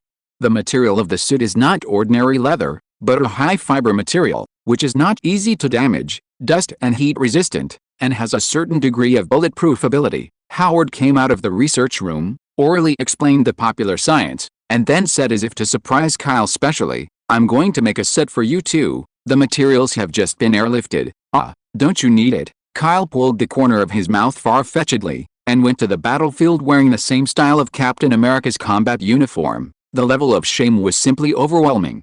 Howard said seriously, "This is necessary. I agreed to help you two super soldiers prepare scientific and strategic weapons. This is my job in the military." After Kyle's repeated resistance to no avail, he agreed without hesitation. "You can make the combat uniform, but the general style needs to be modified according to my requirements." "That's no problem." Howard nodded in agreement, and waved to several people. "Come on, let me show you something." Howard led them into the research room, picked up an item in an airlift box, and placed it in front of everyone. Kyle was the first to open his eyes wide. It was a disc-shaped round shield with a metal texture and smooth appearance. At the same time, the card information of the shield appeared in front of his eyes. Adamantine shield. The manufacturing material is the original adamantium metal, and the specific components are composed of vibranium, iron and certain chemicals. It is almost indestructible, can resist extreme pressure, extreme temperature, radiation, electromagnetic spectrum, etc., prevents the transmission of kinetic energy, and has perfect aerodynamic characteristics. The angle of force can be controlled to make it return to the original point after being thrown. Blue rare item card. This shield is made of accidentally synthesized materials. Since the synthesis process of the materials and the ratio of the various components are unknown, this metal can no longer be manufactured again. It can be said to be a unique piece of equipment in the world. After the introduction by Howard, looking at Kyle and Steve, the shield has only one side, but who should it be given to? The two are both super soldiers. If it was before, he would give it to Steve, who became a super soldier first, but now, both public and private, Kyle is obviously the best candidate to use this shield. Kyle. Before Howard could say anything, Kyle took over the shield. After tapping the hard surface of the shield with his fingers, he said with emotion, "It's really a very good piece of equipment, Steve, just use it." Kyle stuffed the shield into Steve's arms, which surprised everyone on the field. "Kyle, this." Steve held the shield in both hands, a little overwhelmed and wanted to refuse. "Okay." Kyle patted Steve on the shoulder heavily, interrupting his words. "What do you share with me? Take this shield and don't drag me back on the battlefield in the future." "Yes, I know." Steve was not pretentious. He clenched the shield in his hand with emotion. His eyes were full of determination and firmness. "Good, that's it." Kyle smiled slightly. He had vibrating gold arm guards as defensive equipment. Although the shield was good, it was not suitable for his offense's defense combat philosophy. And, how can Steve, who doesn't have a shield, fight the villain, question mark. Captain America should be like this, wearing the most conspicuous combat uniform, holding the hardest shield, rushing to the front and receiving the most painful beating. Atom equals atom. The transliteration is different. Chapter 34 Sodium Carbon Steel Sword. Okay, since Kyle has said so, let Steve use this shield. Howard thought for a moment, and said, "Actually, there is another piece of equipment. Although it is not as comprehensive as this shield, its lethality is many times higher. Don't be a fool, take out any equipment you have," Kyle urged. "Wait a moment," Howard said, opened another airlift box, and took out an item similar to a long sword. From it, the hilt can just be grasped by hand, and the rest is covered by a leather scabbard. "This is." Kyle's eyes locked on the object, and a blue card message also appeared quickly. Sodium Carbon Steel Sword, a high-tech long sword made of carbonet alloy. Blue item card. Carbonet is a kind of radiant metal. Although its hardness is lower than adamantium metal, it has very good ductility, so the blade is extremely thin. The long sword is tough and sharp, and can inhibit the body's healing factors, causing permanent wounds. There is no rare prefix, but the quality of blue proves that the equipment is not bad. Is it a long sword made of carbon sodium steel? Kyle reached out to take the long sword, holding the cold hilt and pulling the sword out of the sheath. A cold light suddenly lit up in the basement. This is a one-handed sword. The grid is elongated and the blade forms a cross shape. The sharpness of the blade is forged to the extreme. No one dares to question whether it can cut iron like mud. Howard explained, the carbonet alloy material of this sword is obtained from the Russians, and it is only enough to make this small one-handed sword. I designed the style according to the medieval style. I hope you like it. I like it very much. Kyle nodded directly, with unconcealable satisfaction on his face. With vibrating arm guards as defensive equipment, what he needs most now are offensive weapons. In fierce battles with those German troops with new energy weapons, the Nepalese saber has gradually been unable to keep up with the combat intensity. And this carbon sodium steel sword can just replace the saber, whose blade has been worn out in many places. That's okay, one of you holds a shield and the other holds a sword. As the team leader and top combat power, you will be more confident in attacking and destroying the factory base of the German army. As if thinking of something again, Howard said to Kyle, I will ask for your combat uniform later, and I will be able to manufacture it tonight. In this way, the two of you are fully armed. Kyle nodded. In fact, he was only modifying Captain America's combat uniform. If the basic color, pattern, and hood configuration of the clothing were removed, he could barely accept it. Steve said, our team has also been assembled in 7s and 80s, and the number is controlled at 500 people. The new energy weapons of the German army are the main ones, supplemented by conventional weapons, and they can also be equipped with weapons. A fine offensive force. It seems that as long as the intelligence personnel in the base finish the analysis and the orders from above are implemented, we can start to act tomorrow. The corners of Kyle's mouth curled up slightly, and a cold look appeared in his eyes. Red Skull, I'll see how long you'll hide. Seeing Kyle's cold face, Furious subconsciously took half a step back, feeling sorry for the German army for the first time in his heart. After all, he was targeted by a killing god. Another day passed. This morning, the colonel and officer at the training base finally got a formal attack order after an hour-long discussion with the general. The highest person in charge is Second Lieutenant Kyle, and the team leader Captain Steve. The two will lead 500 troops into the enemy's theater of operations. They will first cross, miles and launch an attack on the first factory base. The attack command is White Star Project. In the afternoon, in the basement of the base, Carter walked quickly through the aisle, looking around as if looking for someone, and finally trotted towards the research room. As soon as she opened the door of the research room, a powerful explosion with a faint blue light occurred inside. Two people in scientific research uniforms were knocked into the air by the blast and fell to the ground in embarrassment. Stark, are you okay? Carter called out, looking at Howard and his assistant sitting on the ground in surprise. It's nothing, I just studied the new energy source of the German army. Howard got up from the ground and said doubtfully, why are you here? Aren't Kyle and Steve leaving soon? I was just about to ask you. Carter looked at the empty research room and said with a frown, I thought the two of them were preparing for you here. Howard shook his head and said, no. I haven't seen the two of them since Kyle came over to take the combat uniform last night. Maybe they should integrate the team in the square. These two people are really worrying. Carter stomped his feet and hurried to the square of the base. When Carter came to the main square of the training base, he found that the place was already crowded with soldiers. They all stood on tiptoe excitedly, eager to drill in sight and snatch a better view. At this moment, a stern voice came from the innermost part of the crowd of soldiers, listen to my order, all sit down on the spot, shoo. Thousands of American soldiers immediately sat down quietly on the spot, making the lively scene in the square silent for an instant. In the outermost circle of the crowd, only Carter, who had just arrived, was still standing there in a daze. Follow her gaze forward. The, armed forces that were about to set off were surrounded by the inner circle of the central area, while the rest of the soldiers in the training base were surrounded by the rear periphery. In the circular area with a radius of 5 meters, two tall and strong young youths stood facing each other.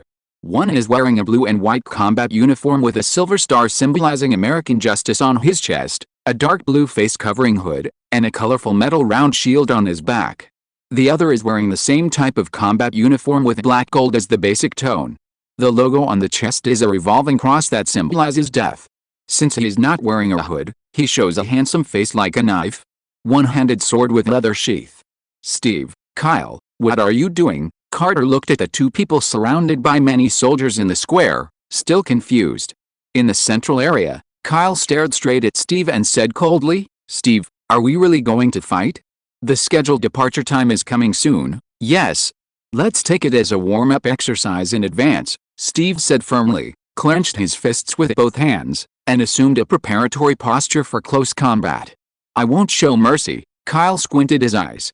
Although he didn't know why Steve would suddenly propose a fight before departure, he had absolutely no reason to admit cowardice. Steve said stiffly, Please use all your strength. Very good. Kyle smiled faintly, and instead of using the weapon behind him, he clenched his fists and assumed a similar close combat posture. I heard you have a, split with anyone? Then I will teach you a good lesson today. If you're listening to this novel on a channel other than Fanfic World, it means they downloaded and uploaded it without effort. We cordially invite you to visit our channel, Mundo Fanfic Novelis. There you'll find the original version of this story and you can explore many other novels of various genres. We're waiting for you to immerse yourself in a world of incredible novels. Chapter 35 The U.S. Team Passive 55 Open. On the square, more than 1,000 American soldiers sat and watched in the central area. Kyle and Steve were still confronting each other in silence one moment, and the next moment, both of them stomped and rushed towards each other explosively.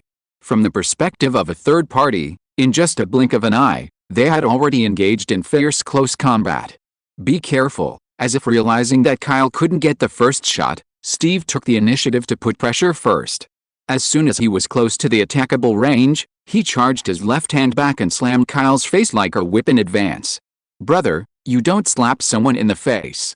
Kyle refrained from complaining, and reacted very quickly with his backhand, raising his right arm without the vibrating gold arm guard to block it. Boom. A blow failed. Steve's left foot bent back and pulled up, his knee angled up. This is to use high-intensity offensive pressure to crush the opponent without giving the slightest chance to relax. Kyle raised his left foot as expected, and kicked Steve's powerful leg, stopping the knee bump that was about to hit his stomach. Huh? Steve frowned. He didn't expect that he would suffer a dark loss from the experience gap so quickly. He gritted his teeth, advanced instead of retreating, and continued to actively attack with fists and kicks, fighting with Kyle in close quarters. Bang, bang, bang. It was obvious that the two sides were just fighting with fists and kicks, but there was a sudden and powerful explosion in the air. Should I be called a super soldier? It's so strong, they can beat ordinary people to death with one punch, right? Ahem, can everyone in the back step back a bit? I'm a little panicked now. The soldiers in the crowd were stunned, and the soldiers sitting in the innermost circle swallowed their saliva and moved their buttocks subconsciously, lest the fight between the two would affect them. Kyle blocked the fist again. Although he was able to do a job with ease, he blindly defended and gradually became a little out of breath under the pressure of crazy attack. This made Steve secretly happy, feeling that he had made the right bet by insisting on attacking, but when he passed by, he suddenly saw a smile on Kyle's cold face. He was actually laughing.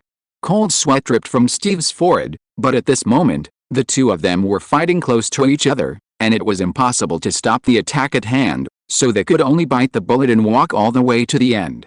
Finally realized, Kyle kept a smile on his lips.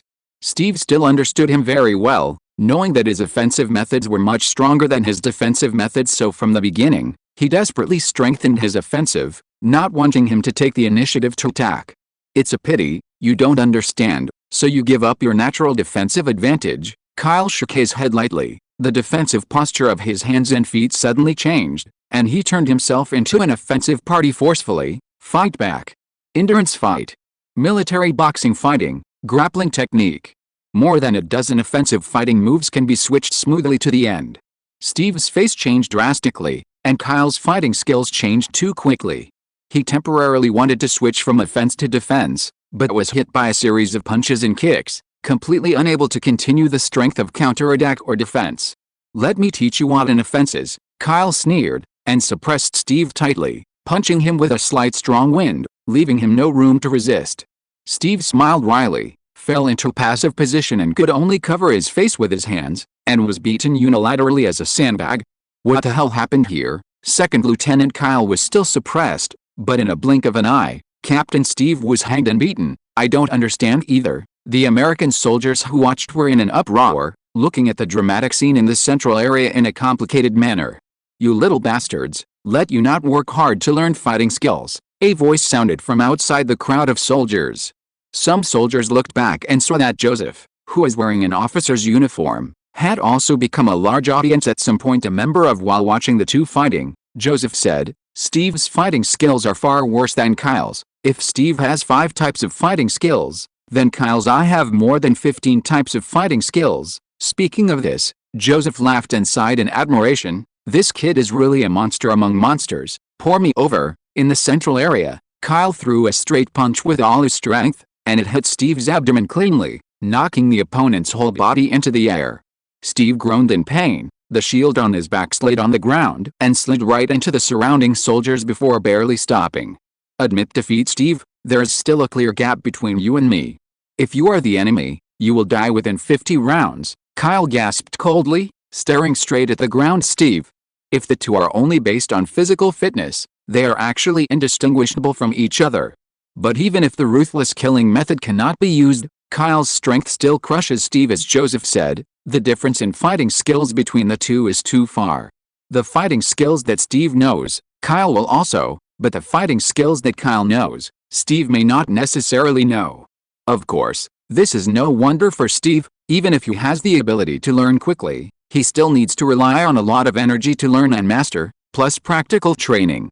But Kyle is different. There is no learning or not learning, just read and draw the card and it's over. This is a bit like the powerlessness in online games when privileged members meet hackers.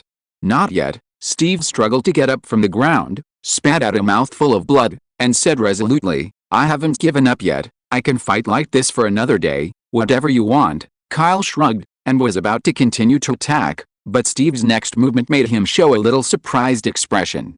It was Steve who put the adamant shield on his back on his left hand. That's right, otherwise it would be too boring, Kyle said with a smile, suddenly speeding up and diving forward. Steve didn't attack in a daze this time. Looking at Kyle, who was rushing towards him, he calmly raised his shield, and suddenly swung his left hand forward forcefully, and the shield flew out. He obviously used the shield as a long-range throwing weapon. Kyle's pupils narrowed slightly, looking at the shield that hit him head-on. He quickly raised his right fist to collide with it. The shield block was blocked, but with a squeak, the shield was like a boomerang, and turned back in the original throwing direction. This shield, not good. Kyle realized something and wanted to back away, but it was too late. Steve had already leaped to the sky in front of him, caught a flying shield with his left hand, and knocked the shield down from top to bottom.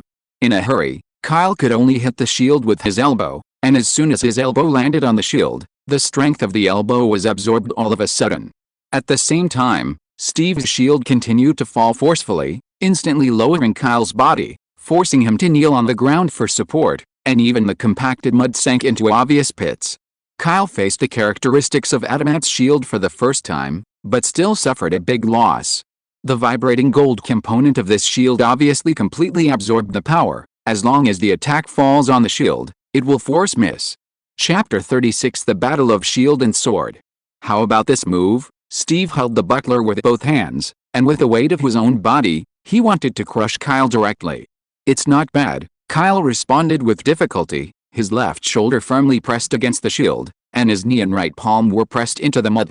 Steve wanted to use the shield to overwhelm the ground, and Kyle wanted to push the top of the shield and stand up to resist. At this moment, the game battle between the two has completely turned into a tug-of-war of pure power. Kyle, admit defeat, Steve said solemnly, and began to pour all his strength into his hands to press down, and the shield lowered its height little by little. After all, occupying the superiority above, simply comparing strength, Steve thinks he can't lose to Kyle. It's not that simple. Kyle gritted his teeth and insisted, maintaining the top shield posture without shaking at all, and the lowering of the shield. In fact, it was just the collapse of the muddy ground. Although he was wearing a tight-fitting black combat uniform, he could still see the muscles all over his body swelled slightly, and his right palm, which was propped on the ground, was clenched into a fist at some point. The golden sunlight fell on Kyle's steel-like body. At this time, he was like a bronze sculpture representing strength. Under the exclamation of a group of American soldiers and Steve's unbelievable gaze, the shield that was pressing on Kyle quickly rose inch by inch. If you want me to admit defeat, that's not enough. Kyle pushed Steve's shield away, and took a few steps back, gasping for breath, exhausted. But now, your physical strength is almost exhausted. Steve's eyes were full of complex meanings, and Kyle tried his best to push the shield away desperately. This really won back a little room for a turnaround, and it also pushed himself into a desperate situation. Steve continued, your attack has no meaning to this shield. Steve, I'm afraid you forgot. Kyle suddenly smiled and said, I haven't even used a weapon yet, so you think you're sure to win. With that said, Kyle stretched his hand back, holding the hilt with his left hand, and pulled out the carbon sodium steel sword. Compared with Adamant's shield, which has colorful and eye-catching graffiti patterns on the shield, the carbon sodium steel sword is simply a one-handed sword, and the smooth mirror-like blade gives people a suffocating sense of sharpness. Although close combat is not bad, but on the battlefield, it is too troublesome to kill the enemy by fighting, Kyle said coldly, clenched the one-handed sword with his left hand. He still holds the green ability card for sword-making skills. But what is more important is not just the sword-fighting skills, but with the sharpness of the carbon sodium steel sword, Kyle's attack power can rise several levels in a straight line. Even if the weapon in his hand is a carbon sodium steel claw or a carbon sodium steel knife, it is not far behind. As long as he has a sharp enough cold weapon, Kyle can kill with one blow. At this time, the outermost part of the crowd of soldiers, Joseph looked at the two people holding weapons in the central area, and suddenly walked quickly to Carter's side. Agent Carter. Those two boys are playing for real now. If we don't stop them, accidents may happen. Carter shook his head lightly. His beautiful eyes didn't move away from the field, and said, "It's only now? Didn't you see that they have been serious about defeating each other?" Joseph asked puzzledly. "What's going on here?" Their fight was also very sudden. "Isn't it the time for the departure of the Shirahoshi project?" "I'm just guessing." Complicated meanings appeared in Carter's eyes. "Steve, he has been holding back his energy for a long time and wants to vent it. That's because, no matter what he does, Kyle can walk in front of him one step ahead and lead him forward. Super Soldier experimental qualifications, Adamant's shield, these are all given to him indirectly by Kyle. Even so, Steve still feels that he is too far away from Kyle. He doesn't even feel confident enough about his title of Captain America, and he may be questioning himself in his heart, why he can only curl up under Kyle's shelter when he gets better opportunities and weapons. He also wants to go ahead of Kyle, put up your shield for him. So, this time, as the captain, he is about to go to the enemy area to lead the soldiers to fight. Steve wants to find himself and self-confidence in the battle with Kyle before that. After Carter finished speaking, the fierce battle in the central area was coming to an end. The fierce clash of the sword and the shield, and the kinetic energy cancelled. There were no sparks, only the crisp sound of iron striking echoed clearly in the square. After the sword strike and the shield protection were cancelled, the two of them rubbed against each other, and still punched each other hard with their fists. Kyle and Steve flew upside down respectively, rolled on the ground for a few rounds, continued to get up quickly, and fought together again with the tip of the needle. Both of them are each other's best friends in this world, and they are also competitors, each with its own arrogance and unyieldingness. Everyone wants to be at the forefront, and the era of winning will have more stages and focus. Under the sun, above the square, Kyle and Steve, one holding a sword and the other holding a shield, finally rushed towards each other with a low growl.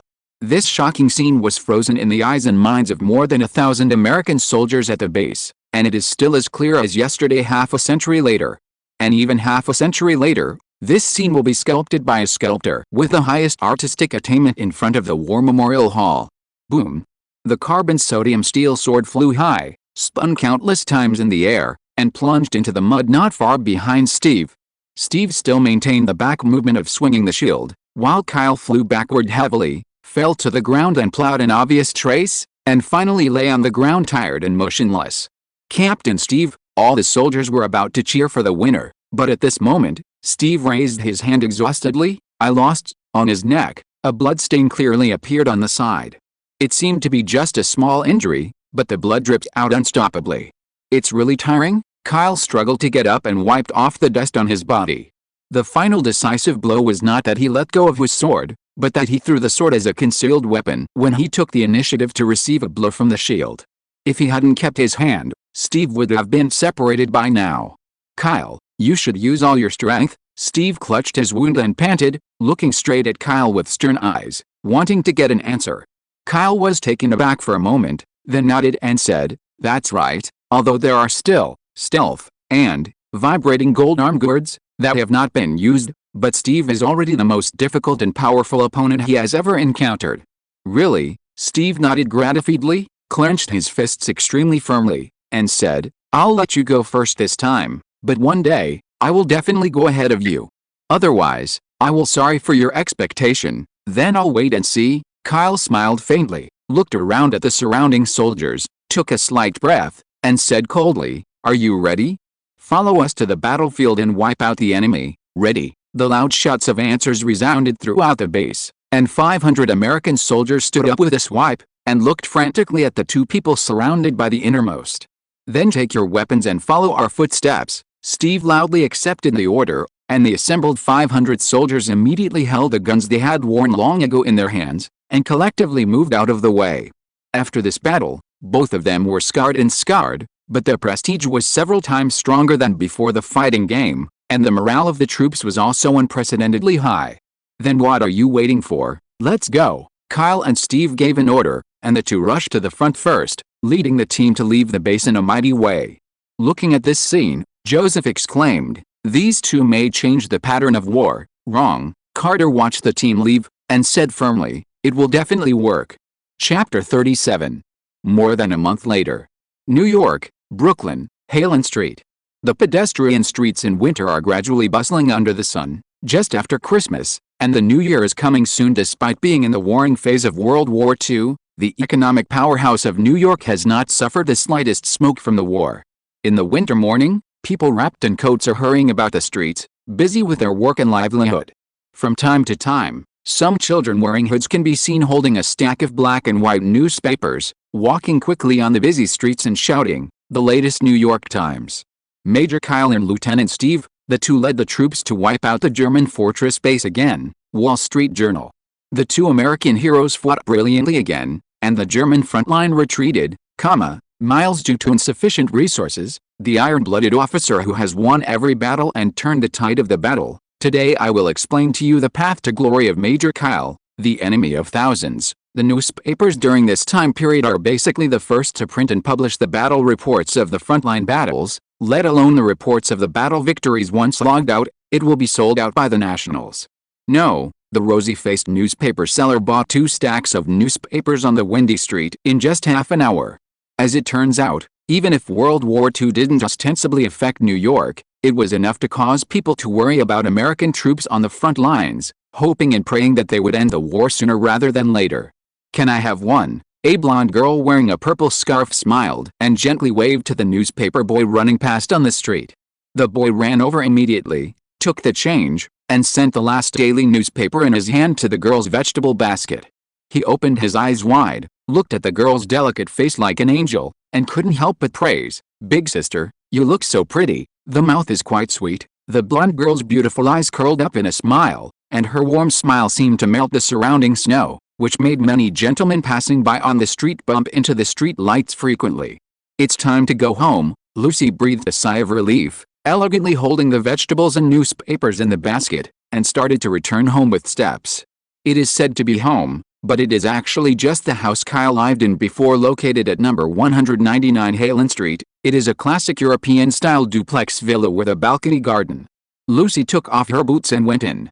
There was a stove inside, and the temperature was much warmer than outside, so she also took off her cotton coat, revealing her graceful figure that couldn't be concealed by the sweater inside. After placing the basket on the table, Lucy changed her elegant and dignified appearance on the outside, and quickly took out a few newspapers from the basket with her small face excitedly, and spread them out on the table smoothly. Newspapers all have headlines and picture sections, and the main characters in the pictures on the headline sections of these newspapers are quite different, either a stern young man holding a round shield and raising his arms to command, or a ruthless young man in a black suit holding a long sword and rushing towards the enemy army. Below the pictures in the newspaper, there are detailed introduction notes of the characters. Steve Rogers, 23. Captain America, Lieutenant Officer. The first battle of Captain Steve's life was to go deep into the third area behind the enemy with Major Kyle, break through the factory base, rescue, American soldiers and captives who were trapped in the cage, and successfully break through. He called himself Captain America, and he often rushed to the front with a shield, leading a team of soldiers to take down 5 German military factory bases within a month, minimizing the damage to his own personnel.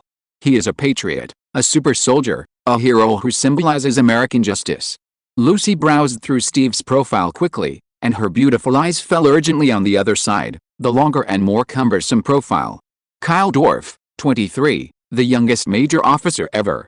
Seeing this, Lucy showed a satisfied sweet smile, opened her lips lightly, and read out Kyle's next personal profile. Major Kyle is the youngest recipient of the rank of Major in the history of the United States. He was the first to infiltrate the enemy's base in a counterattack with a huge difference of 1 to 100, annihilated the German commander and the main force, and succeeded when the opportunity to reverse the situation on the front line. So far, the battles in which Major Kyle led the marches have all ended in complete victories, often with extraordinary feats of one man defeating an enemy army. According to incomplete statistics, the number of kills recorded in his name has exceeded, and he is truly an enemy of, people. He is a hero who represents the symbol of American strength. He is a frightened war maniac who was heard by the German army, nicknamed Devil and Decide, translated as Devil and Killing God. The latest news is that the President of the United States has awarded Major Kyle the Medal of Honor. After reading smoothly in one breath, Luzai's face became much ruddy with joy. Although such a large-scale publicity and praise of Kyle's report will be frequently published in the newspaper during this period, but every time she will buy this kind of newspaper and watch it day after day. A few months ago, I was just a new recruit who broke into the enemy's base, so he became a major officer so quickly. He also represents the hero of American power, HMPH. Lucy pursed her pink lips. She was really under a lot of pressure now, not to mention New York City. Even the young women in the entire United States were obsessed with the cruel youths in the newspapers in front of them. After all, movie screening rooms in some big cities will also show some combat documentaries on the battlefield from time to time. As for Kyle and Steve, it can be said that these past few months have been like the protagonists in a war documentary, the perfect figure of heroically killing the enemy and charging into the battle, the powerful personal strength with more than one enemy, and the young and handsome face are all revealed. On the screening screen, a gesture of raising their arms to command or looking at the camera is enough to cause some young girls to scream frantically. Anyway, I met Kyle first. Little Luxie, you have to cheer up. There is no reason to lose to those women. Luzai cheered secretly, lying curled up on the sofa, a bit like a woman waiting for her husband to return, and finally muttered bitterly, "It's almost Chinese New Year, and I don't know when Kyle will come back." At this time, hundreds of miles away from New York, at the Glacier Mountains in the area behind enemy lines, a rugged train track below stretches from the snowy mountainside to the distance. There are snow-capped peaks everywhere, the cold wind is fierce, and the snowflakes are falling. On the top of one of the snow-capped mountains, a group of dozens of American soldiers wrapped in military coats were lurking, listening to intelligence messages from the rear base through monitoring equipment. Fury said firmly, "It has been confirmed that there is no mistake. On the train that is about to pass, there is an important figure of the Hydra organization, a newly appointed middle-aged German scientist Warner Tour." "Okay then, let's get on the train. This time we're just getting prisoners, so there won't be so many people going," Kyle said quickly, looking at Steve beside him. Steve nodded. "It's just me, you, and Bucky. The three of us are good single soldiers, and we are not afraid of how many guards there are on the train." "Okay," Kyle agreed with a nod. In fact, he was alone in this matter, and he was not afraid of danger. Kyle, Steve, Bucky. The three of them got ready and stood side by side on the edge of the cold and windy peak, looking down at the drop of hundreds of meters of hillside, patiently waiting for the arrival of the enemy train. Chapter 38. Woo woo woo, quang quang quang. On the railway surrounded by white snow-capped mountains, the whistle of the old-fashioned trains echoes faintly over the snow-covered peaks from far to near. A long steel-reinforced iron cable hangs down from the peak, spanning a drop of, meters, and the other end is tied to the mountainside of the opposite snow-capped mountain. "It should feel like swinging on a swing," Kyle shrugged, standing on the edge of the peak, grasping the hoop device that slipped down the chain with both hands. Steve reminded, "Be careful, if you miss the 10-second gap, we will all be directly killed by the train." "Okay, I'll find the right time," Bucky nodded. He obviously didn't have the extraordinary physique of a super soldier, and he carried an energy gun as a weapon to kill enemies. "Guys, get ready, Fury has been watching with binoculars." After seeing the traces of enemy trains appearing on the railway tracks below the camera, he raised his voice and said, "It's very fast. You are ready to 3, 2, 1, go." As soon as Fury's instructions were given, Kyle jumped off the peak first, grabbed the iron ring and slid down the cableway quickly, and Steve and Bucky behind him quickly followed behind. Whoosh! The cold wind mixed with snowflakes was blowing head-on, and Kyle, dressed in black, broke through the wind and snow. He watched the front of the train pass by the rails under him at high speed, then let go of his hands, and the whole person easily landed on the roof in the middle of the train tread. Steve and Bucky also landed on the top of the train one after another. The train was running at a high speed on its own, and the bottom of the snow-capped valley was beside the railroad tracks. The drop of hundreds of meters was shocking. "Kyle, what do you want to do?" Steve asked aloud, also out of his understanding of Kyle, knowing that even though he is already in the rank of major, he still likes to fight alone in such operations. "It's very simple. I'll enter from the carriage in the middle of the train first to attract the attention of the enemy guards. The two of you go to the front of the train carriage and go to the cab to catch the mission objective alive." Kyle finished speaking without waiting responding. Steve swiftly climbed down from the side of the train carriage, twisted the handlebar and forcibly broke through the carriage door. It took less than a few seconds for Kyle to enter the train carriage, and there were intrusion warning broadcasts, laser bursts from energy weapons, and the tragic wailing of enemy soldiers in the carriage. Bucky on the roof shook his head. "Really? As simple and rude as ever. Let's go." Steve took it for granted, waved his hand forward, lowered his body and used the roof as a passage, and approached the carriage at the front of the train. Inside the middle compartment of the train, under the bright lights, the corpses of 5 heavily armed German guards lay coldly on the floor of the carriage. Some of their hands were directly chopped off, some were cut off at the waist, and the most beautiful death was directly pierced through the heart. Several energy weapons glowing blue were stained with blood and scattered all over the place. Most of the German guards had already lost their vitality before they could even use these high-end weapons against the intruders. Tick. Kyle's face was cold and expressionless, holding the bloody longsword in his left hand. And the vibrating gold-armed guard in his right hand still had a bit of smoke, and his leather military boots slowly stepped on the scarlet and sticky pool of blood. He glanced around at the piles of supplies in the carriage, and suddenly raised his head to look at the corner of the carriage, the monitoring probe with a faint red light on. "Did you notice me?" Kyle drew a sneer from the corner of his mouth, leaned down, and picked up an energy pistol weapon with blue light shining from the ground. "Aim and pull the trigger." A tiny blue laser shot out from the muzzle, and the monitoring probe turned into dust. The other end of the monitoring equipment is at the main cab of the train. A middle-aged and elderly professor with bald head and glasses, and the train driver, both of them showed real fear from the depths of their souls at the same time. "This executioner is really here. We are dead, dead. The guards on the train can't stop him." The train driver's tongue seemed to be frozen, and his voice was trembling and out of tune. Major Kyle of the U.S. Army is not only well known in the United States, but also in Germany. However, this prestige was established by the corpses of thousands of German soldiers. The German army hated Kyle so much that they even wanted to send frontline bombers to carry out carpet-style destruction and bombing operations. He haunted the hearts of the Germans like a nightmare. No matter how brave and iron-blooded a soldier was, he would be terrified when he heard the name Kyle before fighting. "Shut up. Send more guards to guard the main cab." The bald professor slapped the driver on the face, looking at the monitor screen with a blurred screen. His eyes under the glasses lens showed crazy emotions, and he murmured in a low voice, "Hurry up, come on, it's just right. This time is death, and I will drag you to hell with me." After destroying the monitoring probe, Kyle in the carriage looked around and began to extract the card search materials. The reason why he likes to fight alone is that he has too many secrets about the cards on his body, and he doesn't want to be too exposed to the eyes of others, even if the opponent is Steve.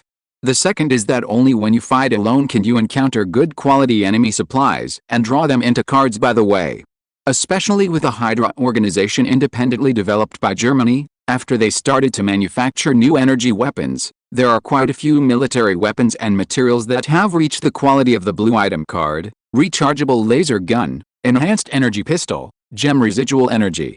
All blue item cards that can be drawn within 3 meters of Kyle directly come into view. There is actually a box of gem energy. Kyle blinked in surprise. This is an unexpected harvest. A box of gem energy is often nearly 25 blue item cards. Sometimes even if a base factor is captured, half a box of gem residual energy cubes used as raw energy materials may not be found. Steve and Bucky, these two should be able to easily get rid of the guards in the cab, Kyle muttered softly, but his mind didn't stop. He extracted the remaining energy of 1 gemstone in 3 seconds, and drained the energy in the box. All the cubes are converted into cards and stored in the card space. For more than a minute, no enemy guards came here to interrupt the card drawing rhythm. Kyle was standing up after drawing, when the train suddenly trembled and shook, causing him to stagger and almost fall to the ground. "What's going on here?" Kyle frowned, quickly opened the carriage door, and poked his head out to look at the front of the train. A huge gap was blown open in the carriage at the front of the train, thick smoke was billowing from the cab, and red flames could also be seen flickering. What's more, the speed of the steel train is constantly increasing, and soon exceeds the speed limit, so that a lot of sparks are splashed from the wheels and rails under the train. "Kixie Festival, come to some recommendation tickets to comfort me, this single bark can't." Chapter 39. Do you trust me? The piercing whistle pierced the sky, completely breaking the tranquility of the glacier mountains. The out-of-control steel train roared forward, emitting billowing smoke, and its speed on the rails continued to soar, showing no tendency to drop back. Steve screwed up. Kyle raised his eyebrows, and was about to climb out onto the roof and rush to the front of the train. It can be seen that after the train is about to enter the cave tunnel that only accommodates the vehicle body, it quickly retreats into the compartment and closes the door by the way. As the train entered the tunnel, the lights in the carriages dimmed, and only a dim light remained on. Kyle looked at the passages in the train carriages, and the passages at both ends of each carriage passage were equipped with automatic mechanical doors, which had been completely locked by the main cab at this time. Can take care of that much? As Kyle thought, a translucent blue item card appeared between his outstretched fingers. In the next moment, an energy laser gun quickly returned to its real form and was held in his hand. He aimed the muzzle at the closed passage door of the carriage, and pulled the trigger, and it was a shot. Laugh. The locked mechanical door was instantly shattered by the laser, and Kyle walked through the passageway holding the energy laser gun, and quickly rushed to the cab at the front of the train. Chee, chee, chee. All the closed passage doors of train carriages were forcibly blasted away by Kyle with an energy laser gun, so that the carriages after he passed were in a mess. It should be here. Kyle looked at the fifth door. The energy laser gun aimed at the door and shot again. The mechanical automatic door made of steel was directly ablated by the laser. The smoke blows away. This is when the tragic scene in the cab came into view. Even Kyle opened his eyes wide in surprise. On both sides of the driver's compartment, huge holes were blasted out of the steel train shell, and sparks splashed from the tunnel walls and wheels could be seen quickly passing by outside.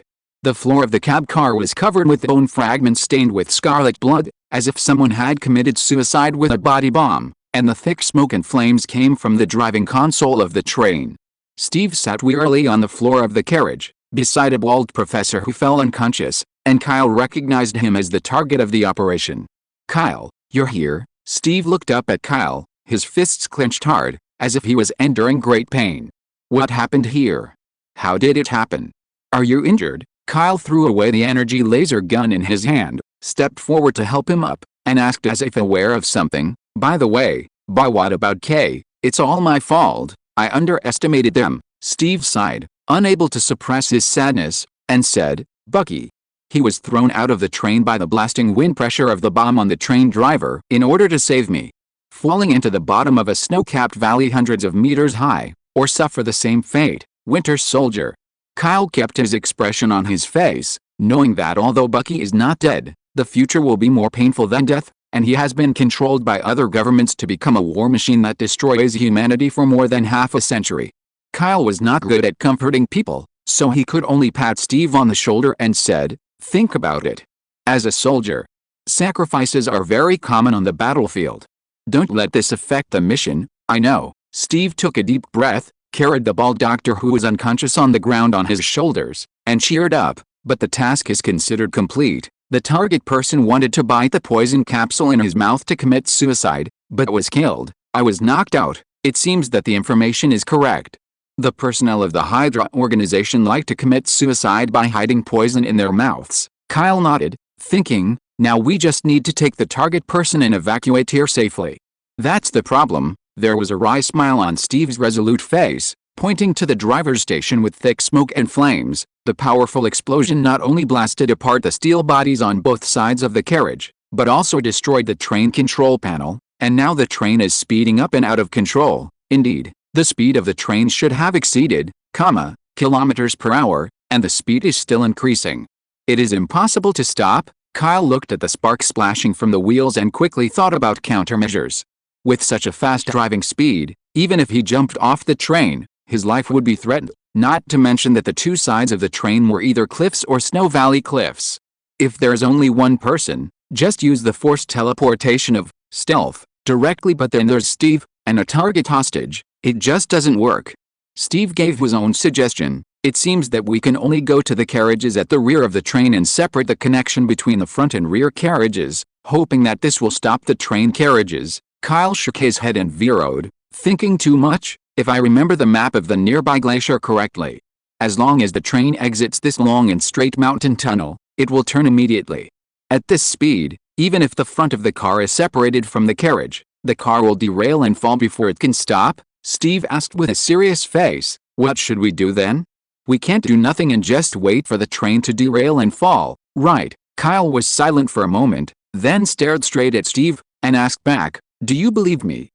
Steve was taken aback for a moment, and then replied without hesitation, of course.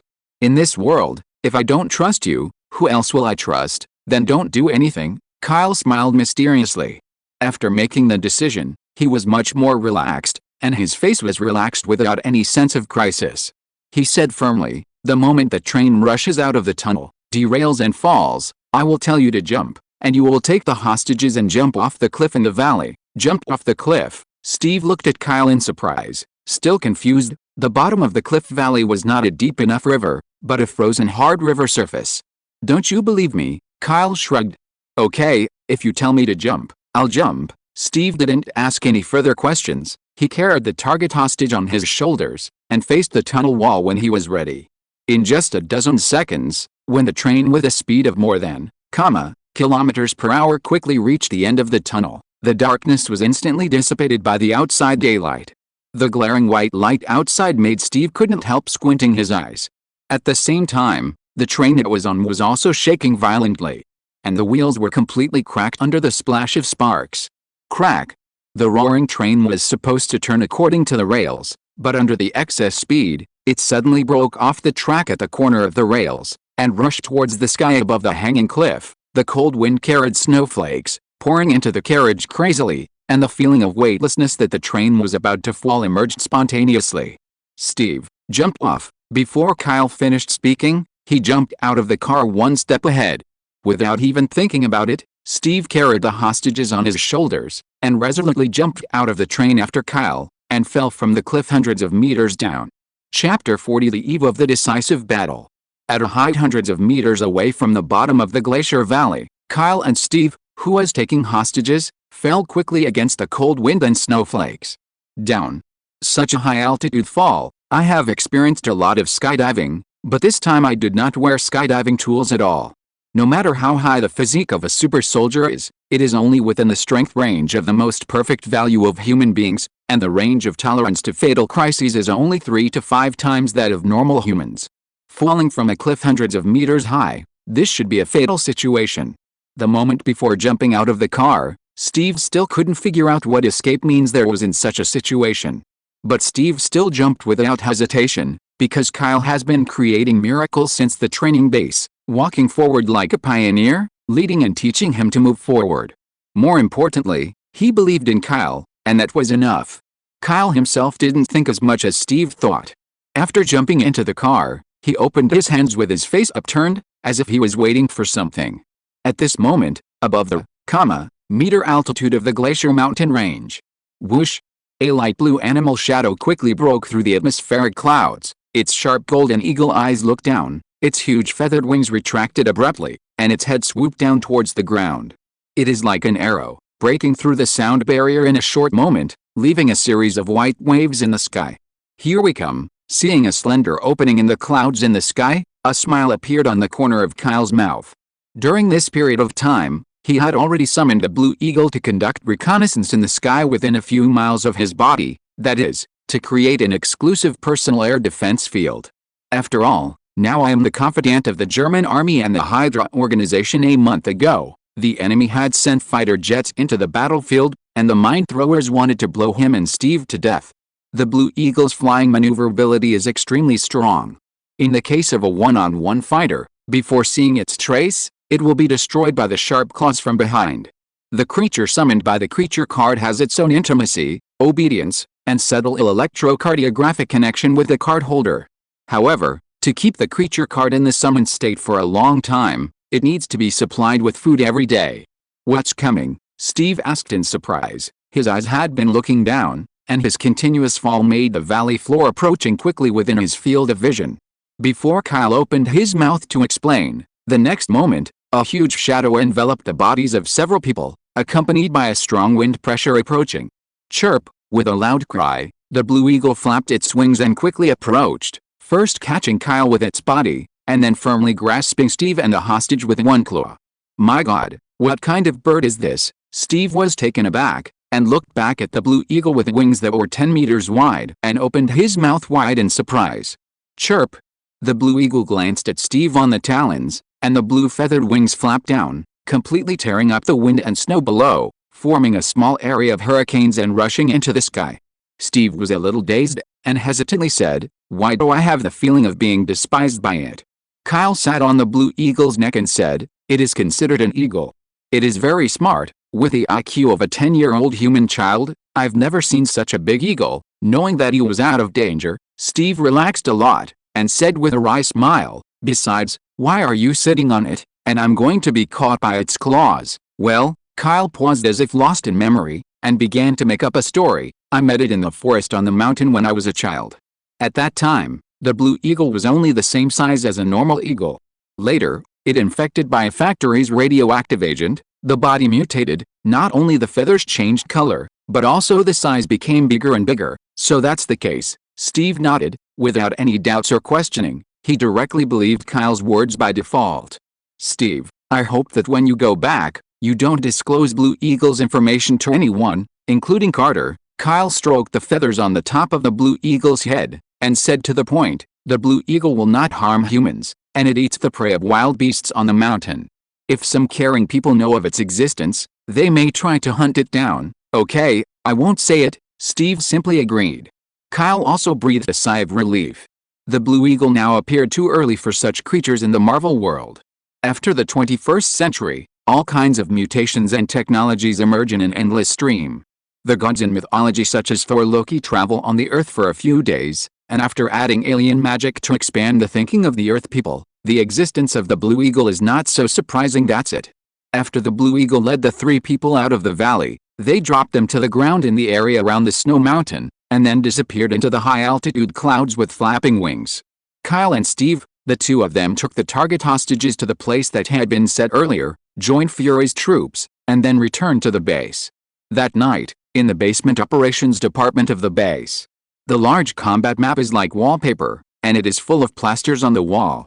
Among them, the combat map of the enemy's factory base. The area of the 6 flagpoles has been circled and crossed, which means that it has been wiped out. That's it. Sergeant Bucky Barnes fell to the bottom of a snowy valley and died during a mission. The target hostage has now been handed over to the base's professionals for interrogation. The Hydra organization has now separated from the German army.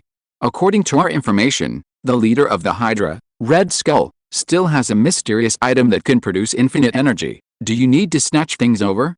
I still remember the hatred of the Red Skull. Of course, even if we don't make infinite energy, we can't let a dangerous organization like Hydra abuse it arbitrarily. On a combat desk with focused lights, Kyle, Steve, Carter, and the colonel and officer of the base commander sat on chairs to discuss. Major Kyle, Lieutenant Steve, please get ready. The colonel officer looked sternly at Kyle and Steve, who were directly opposite him, and said sincerely, "If we learn from the target person of this mission in the mouth, if you know the whereabouts of the Red Skull, you will rely on your shield and sword to attack. A shield represents American justice and protection, and a sword represents American power and killing." The military ranks of Kyle and Steve are not low, but they are not very high, but their prestige and reputation in the country are far higher than some generals and officers. So at this time, the commander-in-chief and colonel officer of the base didn't have any pretensions, and treated them as equals.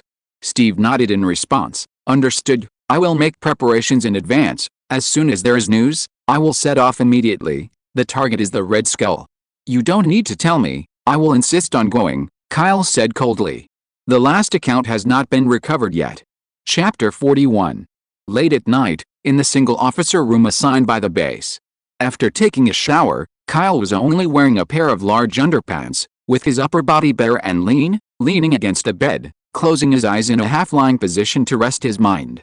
Of course, he was not thinking about life or anything, but entered the card space with his mind. In the boundless white space, compared with nearly 2 months ago, there is a big difference here.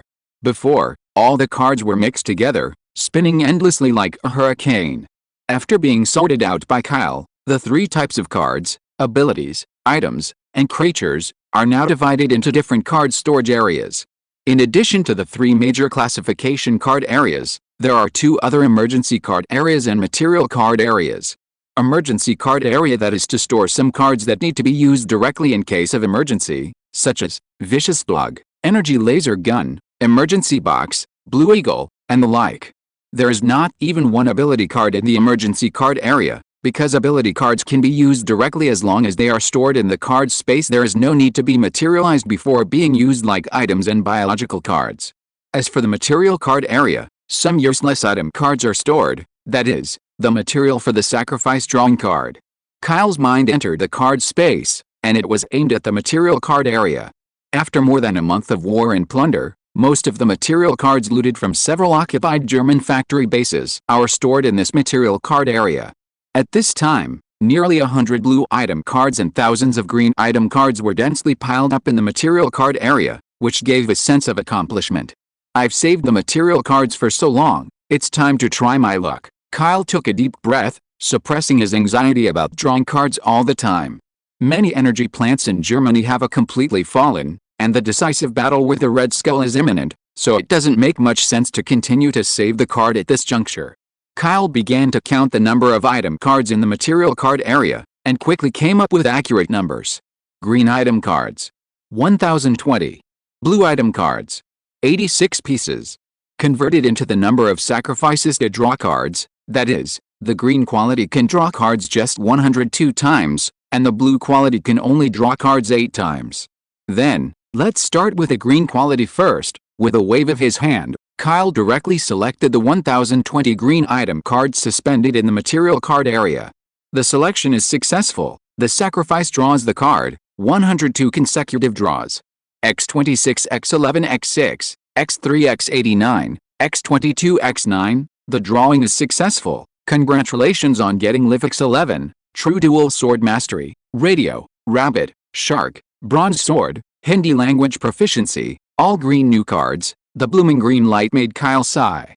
Hundon, this is 102 consecutive draws. Dare to come up with a blue quality card with a small probability. Moreover, most of these 100 new cards are useless cards in a mess. Except for some alternative technological item cards that can be thrown to Howard for research, there are not many that can be used. Give me 11 green and rare, life increasing, cards. Is this good luck or bad luck? Kyle twitched his lips. Add life, increase the user's natural lifespan by 3 years. Green rare ability card. Current status, can be used by others. The green life enhancing card is obviously more effective than the white one, increasing from 3 months to 3 years. However, Kyle has the physique of a super soldier now, and his aging degree and natural lifespan have long been high to a certain extent. The life card has little effect on his body. It's the ability card drawn from this sacrifice, which can be used by others, which is a bit interesting. Kyle pondered. This life-enhancing card doesn't mean much to him, but its value to ordinary people is astonishingly unlimited. Let's put it aside for now. It will definitely be useful in the future. Kyle withdrew his thoughts, and his eyes fell on the only green rare card besides life increase. True mastery of the two-sword genre, proficient in almost perfect two-sword style knife skills. Green rare ability card. It's barely a pass. Kyle shrugged helplessly. After all, he didn't pin his hopes on the green quality card. The focus of tonight is the next 8 draws of blue quality cards. Come on again and again. I can't stand the continuous pumping. Kyle took a deep breath, suppressed his anxiety, and slowly selected 10 blue item cards. Sacrifice, extract. You sacrificed gem residual energix 10. The extraction is successful. Congratulations on getting life added. Damn, it's another life card? The moment he heard the card draw message, Kyle almost burst into foul language. What happened to the card draw tonight? Is it because the card draw system is afraid that he will die too soon? Add life, increase the user's natural lifespan by 30 years. Blue rare ability card. Current status, can be used by others. Simple and rude, without negative effects, it can directly increase the ability card of 30 years of natural life. 30 years, Kyle was also a little surprised. He thought that the rare blue life increase would only be 10 years at most, but he didn't expect to add so much. If this continues, as long as I don't die, I can live until the earth is destroyed. Kyle smiled wryly and continued with the steps of drawing cards for sacrifice. Although the lifespan is real enough, please come to something more real. In the cry of Kyle's heart, 10 blue item cards were sacrificed again and disappeared. Drawing is successful. Congratulations on getting submarine. Is this useful or useless? Kyle looked a little sad, chose not to stop, and continued to draw cards. The extraction is successful. Congratulations on getting the camouflage voice changer god. What do I want this voice changer for? Draw again.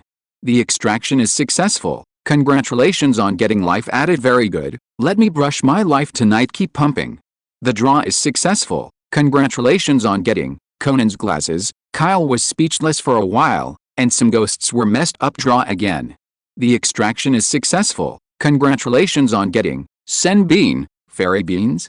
Kelton came alive immediately, and quickly took over the newly drawn blue card. Sen Bean, as long as you take the beans grown by the cat immortal, no matter how many injuries you suffer, even if you are near death, you can restore your body to its peak state. Blue item card. It's not bad, something that can save lives. Kyle showed a smile, and divided Zion Dao into the emergency card area. Finally, tonight was not in vain. Seeing that there were still 2 opportunities to draw blue quality cards, Kyle waved his hand and simply selected all the remaining 20 blue item cards. You sacrificed gem residual energix 20 at least, another blue skill card, right? Kyle's idea just started, and 2 drawn new cards gradually emerged from the card space. One card was dark blue and translucent, while the other card was a purple that had never been seen before. The dazzling light from the 2 cards instantly became the focus of the card space.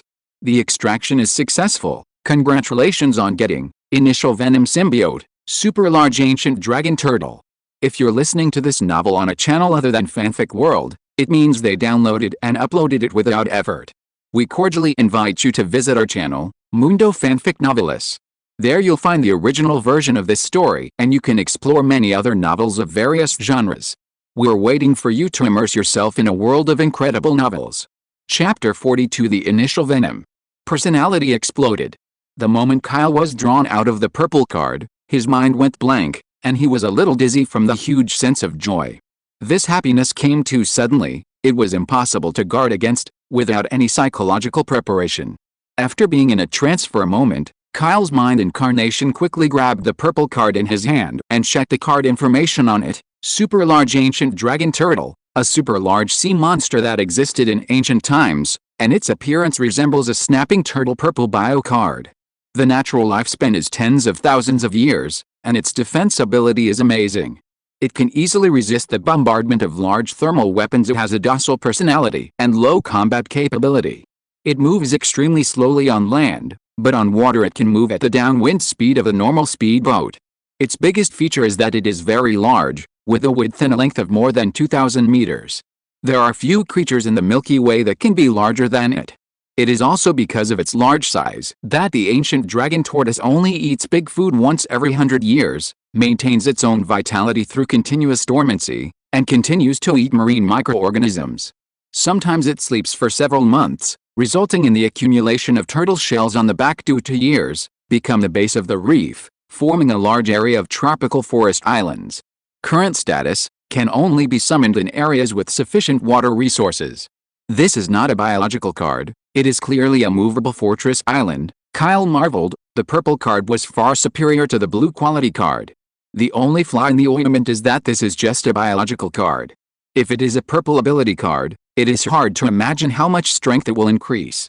Although you can continue to smoke in the future, the energy factory base in Germany has basically been destroyed, and there will be far fewer loot that can reach the blue quality in the future.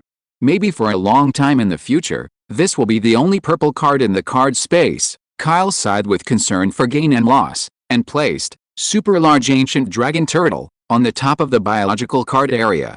His eyes naturally fell on another new card of blue rare quality, and he was stunned for a moment when he saw the name of the card: Initial Venom Symbiont, a thoughtful alien organic life symbiont, usually in liquid form. The venom needs to be combined with a host to survive. It usually transforms into clothing and wraps the host's body surface, and increases the host's strength and ability. It is extremely afraid of ultrasonic waves and high temperatures. Its learning ability is extremely strong, and it will continue to learn the host's language, personality, ability, etc., and grow rapidly due to the growth of the host. Current status: can learn quickly, change the clothes you have seen, defend against ordinary bullets, strong adaptability, liquid repair. The number of hosts that have lived with it so far is 0. The larger the value, the more powerful the venom will be. The mind withdraws from the card space. Kyle kept leaning on the head of the bed, lifted the initial venom symbiote from the card space, held it in his hand and stared blankly, not knowing how to deal with it for a while. It's actually venom, Kyle muttered to himself. He still understands this thing. In the Spider-Man independent movies in the non-Marvel world, Spider-Man was once occupied by a symbiosis such as venom, which affected his mind and heart to become a black spider. It is hard to say whether the venom is harmful to the host. The characteristics of the symbiont make it between good and evil. Good and evil, especially the initial venom, is like a dry sponge. It will absorb similar thinking and abilities according to the host it has attached to. If the host is righteous, the venom is just. If the host is evil, the venom is evil. If the host is strong, the host will take the initiative. If the venom is strong, the venom will take the initiative. This is a symbiont, not a slave, nor a master, but a liquid creature that has signed a treaty of equal coexistence with a host. Because of this, Kyle has a sense of anxiety. The venom is different from the blue eagle and the ancient dragon turtle, and its upper limit is too high after growing up. It may affect his inksing and thinking. However, I have no reason to be afraid of this mere card creature. Kyle squeezed the card tightly, with firm confidence in his eyes. On the premise of being the host of the venom, he is also the card holder of the venom. Under the card drawing system, all biological card creatures must obey the card holder's instructions no matter how bad it is. Even if the creature of the biological card does not obey the card holder's order unexpectedly, the card holder has the last resort, to force the card to be drawn. For all the creatures summoned from the creature card, Kyle can forcibly draw them into cards within a certain distance, and recard them. You are just the product of my sacrifice and drawing cards, so you will always be under me, and you will never turn over and become the master. Kyle made a decision, and without any hesitation, he directly summoned the card in his hand into physical organisms. The next moment, a ball of elastic black liquid appeared on his palm. Gilulu, the initial venom, seemed to be like a newly born creature, using Kyle as its mother, covering his palms with warm black liquid, moving back and forth to express his joy. It uses part of its own liquid to transform into black lines, touching Kyle's chest and face, and extending out of the bed, touching military boots, quilts, chairs, mirrors, and clothes hangers' combat uniform. Venom is like a baby, full of curiosity about everything in this world. You will be called Venom from now on, you know. Kyle tried to speak, and the liquid creature in his hand suddenly secreted more liquid, extending and covering his arm happily. Kyle didn't want to be wrapped up in a black mess, pointed to the combat uniform on the hanger, and gave the order, try to transform into that. Gilulu. The venom seemed to understand Kyle's words, and an extended black thread wound around the combat uniform. After the main body paused for a few seconds, it quickly covered Kyle's body below the neck with a liquid body. Under Kyle's gaze, the venom immediately transformed into the black combat suit set by Howard at a speed visible to the naked eye, and there was no difference at all from the outside. This feeling, Kyle suddenly got up from the bed, stretched his lower arms and tried to move. The venom-transformed combat suit was not only more snug and comfortable, but also a sense of excitement of increased strength surged in his heart. Strength increased by nearly 1/5 or so. Kyle thought to himself, clenched his fist covered with venom gloves hard, and could really feel the obvious increase in his strength. This is the initial venom. After following him on the battlefield and adapting to the continuous growth of the host's body, the venom will become more and more powerful. In the future, you need to maintain the illusion of the combat uniform, and you can't reveal your liquid prototype in front of others, you know, Kyle warned, pulling down the cross logo pattern on the chest, and the venom combat uniform seemed to be made of high fiber. Rich in extensibility, playfully bounced back. The quality of the original battlesuit is actually good, but every time you come back, You have to clean the blood stains, and Kyle is used to using the vibrating gold arm guard on his right hand to block the energy laser, which often leads to the need for Howard to repair the right hand of the battle suit when he comes back after the battle sleeve. To some extent, the Venom with its own learning thinking, self-healing, and ability enhancement is the best combat uniform in the world. Chapter 43. In the dead of night, the well-disciplined U.S. military base was silent in the night, but there were subtle movements in the single room of a certain officer. Under the dim light, Kyle was wearing a Venom-transformed battlesuit and started warming up in the single room, using the entire single bed made of iron and wood as a barbell to lift weights to adapt to his own increased strength. Accompanied by the rhythmic bulging of his abdominal muscles, and the high-load exercise of his hands and feet, the battlesuit gradually fit together with the body surface of Kyle as the host, like a layer of black leather skin. Obviously bumps accentuate the muscular contours of the perfect body underneath.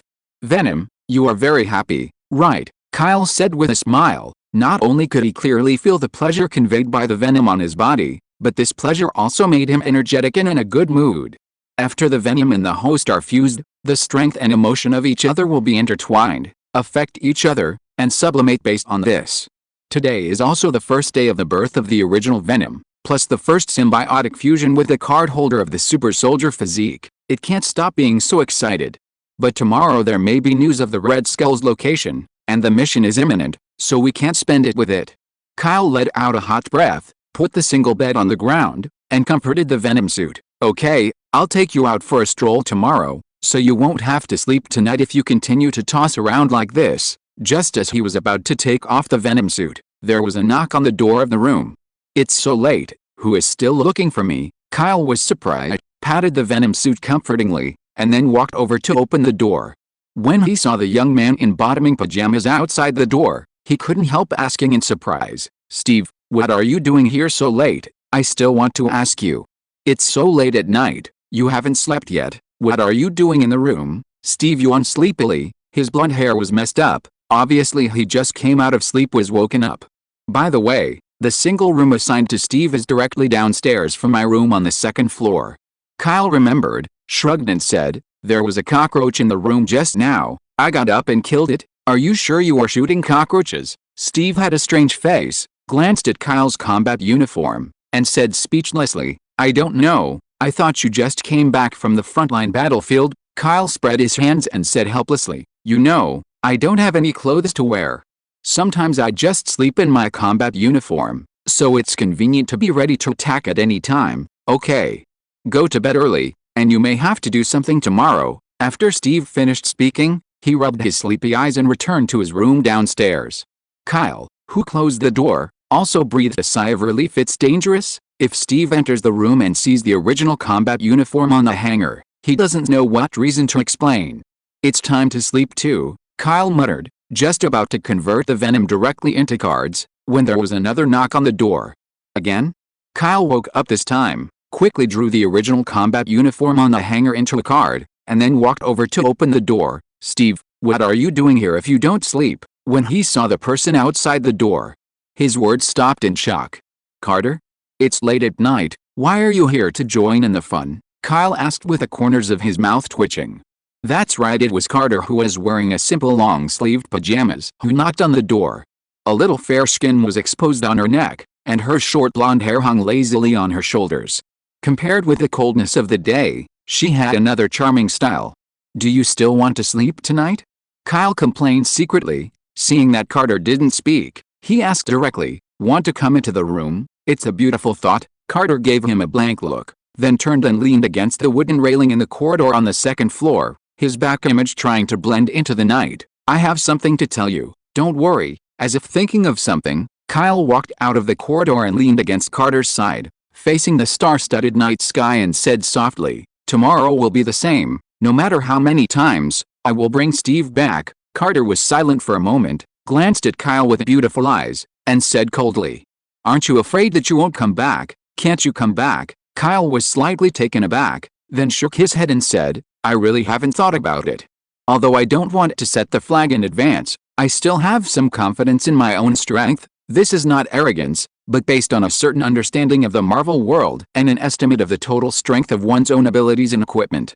Super soldier's ability and physique, dozens of fighting skills, carbon sodium steel sword vibrating gold arm guards, and the newly drawn Venom suit tonight, not to mention the other life-saving cards of Blue Eagle and Xian Dao.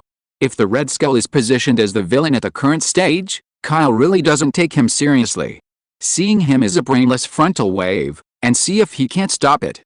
Carter continued, it's a good thing for people to have self-confidence, but there are contingencies in everything. Kyle, you always rush to the front with such unscrupulousness. Aren't you afraid that you will stumble one day? Are you concerned about me? Afraid that I will die on the battlefield? Kyle blinked in surprise. This woman tonight seemed a little abnormal. Of course, Carter nodded and admitted, and said precisely, you are one of the candidates for me to record and complete the super soldier information. If you don't come back, it will be a big loss for our army. I only have research value. I am now a major and an American hero. Please show me some respect in your tone, Kyle replied. At the same time, he seemed to sense that something was wrong with the Venom uniform on his body, and subconsciously glanced back. I don't know when. The back of the Venom combat suit differentiated into a liquid black line, slowly extending towards Carter's body like a tentacle. Carter rested his hands on the wooden railing and propped his chin with one palm, completely unaware of the back, which came from the detection intention of the Venom. Don't mess around, Venom. Kyle's scalp was numb, and he knew that the Venom was not malicious. It was just a human being who met a female for the first time, and was very curious about her body structure. What's wrong with you? You look so ugly. Carter gave Kyle a surprised look. It's nothing. Don't worry, I will come back safely tomorrow, Kyle said copiously. From the corner of his eyes, the liquid tentacles of Venom had already approached Carter's back, and he was about to cover it curiously. Stop it for me. Kyle yelled in his heart, and quickly stretched out his right hand to the extended Venom probe, pinched the front end of the black line with his 2 fingers, and fused it back to the phantom glove of the main body. But then, his palm continued to move forward, and gently patted Carter's buttocks. Snapped. A crisp sound of slapping sounded in the night, and the atmosphere between the two suddenly froze. Carter's beautiful face showed an expression of astonishment at first, but soon turned into an indifference like winter, and his beautiful eyes stared fiercely at Kyle, who was nearby. Well, this is a misunderstanding. There are mosquitoes. Kyle withdrew his hand in embarrassment, and even he himself didn't believe what he said. There are no mosquitoes in the freezing winter. Go to sleep. Carter snorted coldly, turned and left in the corridor downstairs, and said coldly, American hero? Major rank? I figured it out. He's nothing more than a rogue. Forget it. Sleep and sleep. Kyle shook his head and sighed, wanting to fall asleep as soon as possible and end this extremely tormenting night. Chapter 44. The decisive battle is coming. The night passed. Early the next morning, Kyle was woken up by the communication soldiers, and he was told to go directly to the underground command office of the base to assemble after the colonel's order was conveyed. Kyle didn't procrastinate. After a simple wash, let the Venom stick to the body surface and transformed into a black combat uniform, wearing a sodium carbon steel sword, and rushed to the underground passage. Arriving at the door of the command room with bright lights, Kyle was surprised to find that Steve, who was wearing the captain's combat uniform, had arrived early. And the assembly the colonel mentioned didn't just refer to the two of them. Howard, Carter, Fury, the colonel's officers, and a dozen or so intelligence analysts were present, and the seats at the command table were almost full. With such a big battle, it seems that we got very important information from that professor, Kyle said, and walked into the command room. Hello, Major Kyle. Seeing Kyle, the intelligence officer saluted positively with an expression of admiration. Howard shook his head and laughed. Men, why did it come so slowly? This battle meeting is all about you. I thought you, a war madman, would miss this battle on your own initiative this time. Fury smiled with a dark face showing a row of white teeth. Kyle, this way. Steve kept beckoning, asking him to sit in the empty seat next to him. Carter still sat on the seat without saying a word, as if he was still angry because of what happened last night, but seeing Kyle present, the solemnity on her cold face also relaxed. The colonel officer in front of the strategic map waved his hand and urged Kyle to take a seat quickly and said, I'm just about to explain the intelligence content, and I'm not late. Find a seat and sit down. Kyle nodded, simply waved his hand as a greeting to everyone he knew, and then sat in the empty seat beside Steve. In any case, the arrival of Kyle himself eased the tense atmosphere of the underground command room a lot, and everyone's tense faces also relaxed a lot, and they felt at ease for no reason. This is the exclusive charm of a hero who symbolizes American strength. It is not just a status and prestige that is touted, but it is created through actual personal records and the number of enemies killed. Then I'll get to the point, the colonel coughed and said solemnly, late last night, the intelligence personnel learned a very urgent intelligence message from the professor who newly joined the Hydra organization, the founder of the Hydra organization, Schmidt, Red Skull. His strategic goal is not just to occupy European land, but to destroy half of the Earth, and then rule the entire world. Hearing this appalling news, most of the people in the headquarters frowned. This lunatic should be thrown into a mental hospital. He really thinks he is a god, Carter snorted coldly. Fury whispered thoughtfully, it's crazy. Maybe this is the root cause of the German army's unwillingness to cooperate with the Hydra organization. Howard frowned and said, we can't let him go. Schmidt has power far beyond our imagination, and energy weapons are the best proof. Kyle nodded in agreement. After all, he knew what the Red Skull had in his hands better than anyone else. Cosmic Rubik's Cube, carrying the space gem with a profound law of the universe. The basic usage is enough to create infinite energy. And the explosive power of the gem residual energy cube is difficult for ordinary bombs to match. The colonel officer raised his voice and said solemnly, we have also received more important information. Schmidt plans to fly to the United States today. As long as he crosses the Atlantic Ocean, he can blow up the entire East Coast in less than an hour. Starting from the United States, make a point, and then upgrade to half the world. How much time is left? Kyle asked simply. The colonel officer replied quickly, less than 12 hours, that's enough. Kyle nodded confidently. The colonel officer shook his head and said, the biggest problem now is that the last base of Hydra is different from the factory base you attacked before. It is located 500 feet below the Alps, which is easy to defend and difficult to attack. I have an idea, Steve, who had been silent for a long time, said, if we send the army directly, Schmidt will definitely close the gate of the base and escape. So we must send someone to lure them to kill the 9 heads alone. The gate of Snake Base is opened, and our army will take this opportunity to launch a surprise siege. Then I'll go. Kyle shrugged indifferently. He had a lot of ways to save his life. Even if he broke into the Hydra base by himself, he was confident that he would be able to escape unscathed. No, Steve vetoed, looked at Kyle and said, you are good at attacking, and it would be more appropriate to lead the army to make a surprise attack outside. And your appearance, are you sure you won't scare Schmidt away directly? The last sentence is obviously a bit exaggerated and ridiculed, but everyone in the command room did not deny it, but nodded in agreement. The executioner of the German army, the meat grinder on the battlefield, the hero who symbolizes the power of the United States, and the code name of the murderous devil. The deterrent force of Kyle's frontal appearance on the battlefield is definitely no less than that of a well-armed and well-equipped army. Let such a man lure the enemy? What an empire joke. The colonel officer also said half-jokingly and half-seriously, to be honest, if I were Schmidt and saw Major Kyle break into the base, I would choose to run away. Don't describe me as an inhuman monster. Kyle crossed his arms and glanced at them coldly. I propose the plan. Please let me go. Steve stood up and said firmly, as Captain America, I will act as a single bait, and I will also attract the Hydra organization to take the initiative. So I am the only suitable candidate? Kyle looked at Steve with a resolute and upright face, and an adjective appeared in his mind for no reason. I, Captain America, carry the hardest shield and suffer the most vicious beatings. The situation is urgent, and we can't delay too much time. That's the plan. For this mission, all base personnel will cooperate with the two of you. After the colonel officer finished speaking, he slapped his palm on the table again, expressing his firm determination. Then let us start to act now. Crusade and destroy the last Hydra base, and send Schmidt, a lunatic, to hell in one fell swoop. 3 hours later, near the Alps. The noon sun was bright and full, and the snow in the mountain forest reflected the dazzling light. Boom! There was a burst of noisy engine sound, and Steve, with a buckler on his back, was riding a motorcycle and quickly passed the snowy forest road. He clenched the handles of the bike with both hands and continued to speed up. Blue flames and exhaust fumes sprayed out from the rear of the motorcycle. The wheels crushed the snow and leaves, and rushed towards the main entrance of the Hydra base alone with full power. Whoosh whoosh, these voices came from behind Steve, but a dozen other enemy motorcycles followed closely behind, like shadows chasing after him.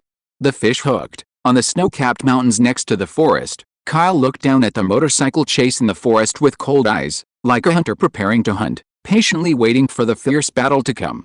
The Venom combat suit he was wearing was also constantly subtly conveying his excitement due to the excitement of the host. The next few chapters will be the climax part. It's a new week, and the author is here to ask all book friends to vote for this new book. Thank you for your support, CAC. Chapter 45. Kyle is coming. Steve Rogers, Captain America. As the veteran hero of the original Marvel world at this stage, he has the perfect physique of a super soldier, the superior mind of making decisions in battle, more than a dozen fighting skills, and the heart and functional adamantine shield. To a certain extent, his strength is also one of the few in the entire World War II period, and he is the most heroic soldier. It's a pity that Kyle, who turned out to be a card-drawing ability, put Steve in the embarrassing position of Hishanglian. After all, Kyle's brilliance is too dazzling. He is also a soldier, and he is also a super soldier. However, no matter in terms of personal strength, personal record, military rank, or even the influence and deterrence of an American hero, Steve will never be compared with him. Could be the younger brother. This made Steve work harder during the mission. He wanted to prove his name as the captain, and tried to lead the way ahead of Kyle time and time again. Click. Steve stared sternly at the enemy motorcycle approaching from the rear in the rearview mirror. While fueling up and speeding up, he pressed a button on the motorcycle, and a steel rope shot out from both sides of the motorcycle out. 3 or 4 enemy motorcycles in the front suffered immediately, and the people and vehicles tripped by the steel ropes rolled over and plunged into the snow on the ground. The rest of the enemy motorcycles avoided the ropes and continued to chase, and soon faced the flames sprayed from the rear of Steve's motorcycle, and fell wailingly in a sea of flames in a small area, followed by constant explosions. Easily getting rid of the entanglement of the enemy's motorcycle, Steve raised his head and looked at the main entrance of the Hydra base that appeared in front of him, as well as a large number of guards with energy weapons pouring out to meet the enemy, and put the shield behind him, put it in front of the car as protection. Under the bombardment of the energy tanks and the intensive lasers emitted by the energy guns, Steve drove the motorcycle and rushed into the main gate of the base with full horsepower at full speed.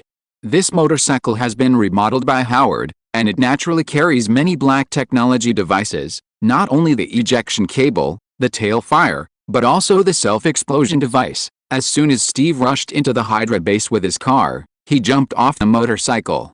The motorcycle continued to hit the main gate of the base, and the powerful explosion instantly blew up the half-open steel gate of the base, leaving a gap, and even the dozens of guards around the door were blown to nothing. "Come again," Steve shouted while holding the shield, and rushed into the group of guarding enemies fiercely alone, fighting with dozens of guards in the posture of one man fighting an army. At the same time, on the side of the main entrance of the Hydra base, on the snow-capped mountains less than, meters away, thousands of American soldiers are quietly lurking, waiting for the timing of the plan. At the forefront of the army, Kyle and Fury squatted on the edge of the snow, watching the bloody Steve through binoculars.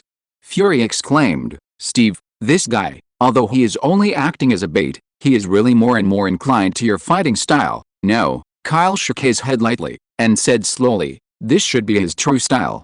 Since what it symbolizes is only the justice and protection of the United States, in the perception of others, Steve's offensive ability is not strong. In fact, always rushing to the front of the war as a lonely pioneer, defending everything with a shield, and facing the enemy with a shield, this is the true posture of Captain America." Next, under the original plan, Steve was still defeated by the continuous siege of armed guards, and was detained by the guards and brought into the base. Seeing that the door of the base was fully opened again, Kyle nodded and gave the order, "Second Lieutenant Fury, you lead the army, directly attack the main entrance of the base, annihilate and destroy all the equipment inside. And quickly surround this place, don't let go of even one Hydra organization." "Understood." Fury nodded, looked at Kyle thoughtfully and said, "You want to use the cable pulley to raid directly, of course. Go slow, the Red Skull will run away."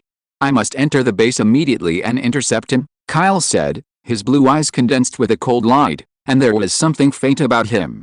The murderous aura. "It's time to settle the old accounts from last time." At this time, inside the last underground base of Hydra, at the lobby on the second floor of the ground, Steve was detained by 2 armed guards. He was taken all the way to the hall, and stopped in front of a man with a scarlet ugly skull face. The man is the founder of the Hydra organization, Schmidt, also known as the Red Skull. He looked at Steve indifferently, and said in a disdainful tone, "You have really inherited the arrogance of Americans, and you know everything too well, and you came here alone. Sent to death, Professor Erskine escaped from me and gave everything to you and Kyle." Having said that, the Red Skull gritted his teeth, and his angry and distorted expression made his face even uglier. He is also a super soldier, but he is not as good as the first two, and he is even disfigured to this extent. "The professor told me that you are an out-and-out lunatic and don't deserve what's on him." Steve smiled mockingly. "Shut up. He's just jealous of my talent." "What's so special about you?" Red Skull growled, clenched his fists, and punched Steve in the stomach. Cough. Steve coughed a few times in pain, and was beaten to kneel directly on the hall floor. Red Skull looked down at him, and took out a modified energy pistol from his waist. "Captain, just let me end your life, in the face of life and death." Steve laughed instead and said, "Didn't you ask, what's so special about me? Sorry, I'm just a short kid from Brooklyn, New York, but I have a brother." As soon as he finished speaking, from outside the window on the second floor of the base, a black figure slammed into the hull of the base by smashing the glass window along the hanging steel cable. The two guards standing at the window were paying attention. The young man in the black battle suit who broke and rolled along the ground, completely dispelling the impact force. When he got up quickly, he drew back a sharp single hand with his left hand. The sword quickly swooped and slashed across. PFFT. Like cutting a watermelon, the heads of the two heavily armed guards flew high. All of this happened so suddenly, the young man in the black suit broke in from a surprise attack, and flew up to kill the two guards, all within half a second. When everyone in the lobby on the second floor of the base looked over, they could only see a cold young man with an expressionless face standing in the lobby holding a sword, looking at them coldly, with the four separated corpses behind him as a bloody background. "Kyle, it's Kyle from the U.S. Army," someone in the lobby on the second floor of the base called out first, and then a sense of suffocating panic lingered in most people's hearts. The members of the Hydra organization have been brainwashed and are absolutely loyal without fear of death, but this does not mean that they have lost something called fear.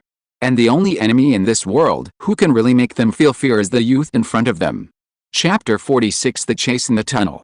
Kyle's here. This sentence is often quoted by German nationals to achieve the teaching significance of intimidating children.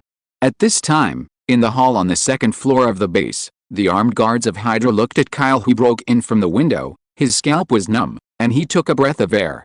They are not afraid of death in battle, but they are afraid of being directly beheaded like pigs in cabbages. If the enemy is only Steve, and the guards are still confident that they can subdue him with the difference in numbers, but there is an extra demon Kyle, it will be completely different.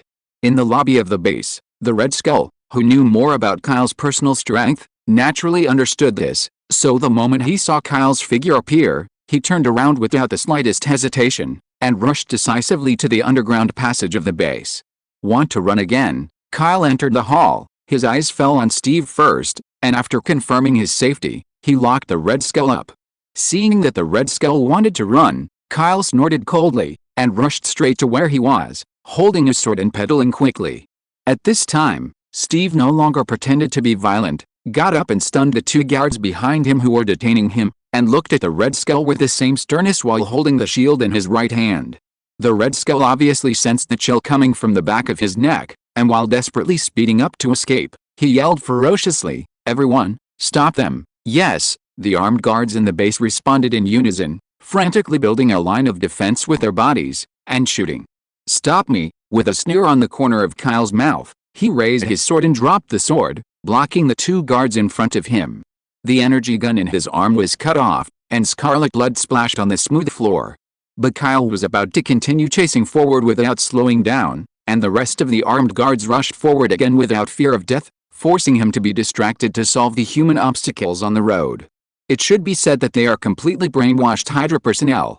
Knowing that there is a dead end, the armed guards still stand by as cannon fodder, shooting to intercept Kyle and Steve's pursuit of the Red Skull. Laugh. Kyle raised his right hand quickly, and once again blocked a laser to counterattack. The sodium carbon steel sword in his left hand was stained with blood from the blade to the handle, and continued to bleed downwards. He looked indifferently at the corner at the end of the hall on the second floor. The back of the Red Skull had gone away and was about to disappear completely at the corner of the hall on the second floor. "Don't try to run." Kyle gritted his teeth, stepped on the chest of the guard in front of him and jumped up. He was in the air, and he threw his left hand over there. Whoosh! The sodium carbon steel sword was like a hidden weapon, quickly tearing through the air, rushing towards the back of the Red Skull with a sharp and piercing sound. Come here. Seeing that he was about to be hit by the sodium carbon steel sword, the Red Skull seemed to grab the guard who was passing by, and used it as a shield to block behind him. Puff! The guard's body was as fragile as a piece of paper. The protective clothing and the lower chest were easily pierced by the point of the sword, and protruded from the back, splashing the Red Skull with warm blood. HMPH, Major Kyle, I remember. Red Skull threw the body of the guard on the ground indifferently, and was about to say a mocking word, but noticed the abnormality in his arm and cast his gaze quickly. I saw that the sword pierced through the guard's body just now, and the tip of the sword cut a long and thin wound on his left arm, bleeding out unstoppably. Obviously it's just a skin trauma. With my extraordinary physique, how could it be like this? Red Skull murmured incredulously, glanced at the one-handed sword on the guard's corpse in surprise, and covered the wound with the other hand, not daring to. Those who lingered again disappeared from the corner passage. Almost. Are you going to let him run away again? Kyle raised his eyebrows. At this moment, there was a deafening sound of soldiers charging from outside the base. It was from thousands of American soldiers led by Fury that they launched a huge siege on the base of the Hydra organization. Dang bang! Outside the glass window on the second floor of the base, a few nimble American soldiers broke in with steel cables and fought with the armed guards in the hall, which greatly relieved Kyle's obstruction pressure. Beautiful job. Steve, you and the soldiers are here to clean up the Hydra guards, and I'll go after the Red Skull. As soon as Kyle finished speaking, he quickly passed the tragic battle in the hall, pulled out his sword from the corpse at the corner, and chased towards the underground passage at an accelerated speed. Kyle, Steve yelled, using his shield to slam the guards around him into the air, and resolutely followed Kyle's back. Under the dark passage of the base. The Red Skull is in the front, Kyle is in the middle, and Steve is behind. The three of them can't see each other, but they all tacitly pick up the speed quickly to chase. With a bonus of the Venom suit, I am not only strong, but also faster than a perfect super soldier, Kyle thought to himself, confident enough to catch up with the injured Red Skull. And for himself, there is another means of acceleration. Following the tiny bloodstains on the ground, Kyle turned into a cloud of black mist in the dimly lit tunnel, and his speed soared to another level. Stealth, ability card, in Nightcrawler mode, additional movement speed is increased. I'll see how you run this time. Kyle was like a bloodthirsty cheetah, chasing at full speed with the pressure of the hunting wind on his body.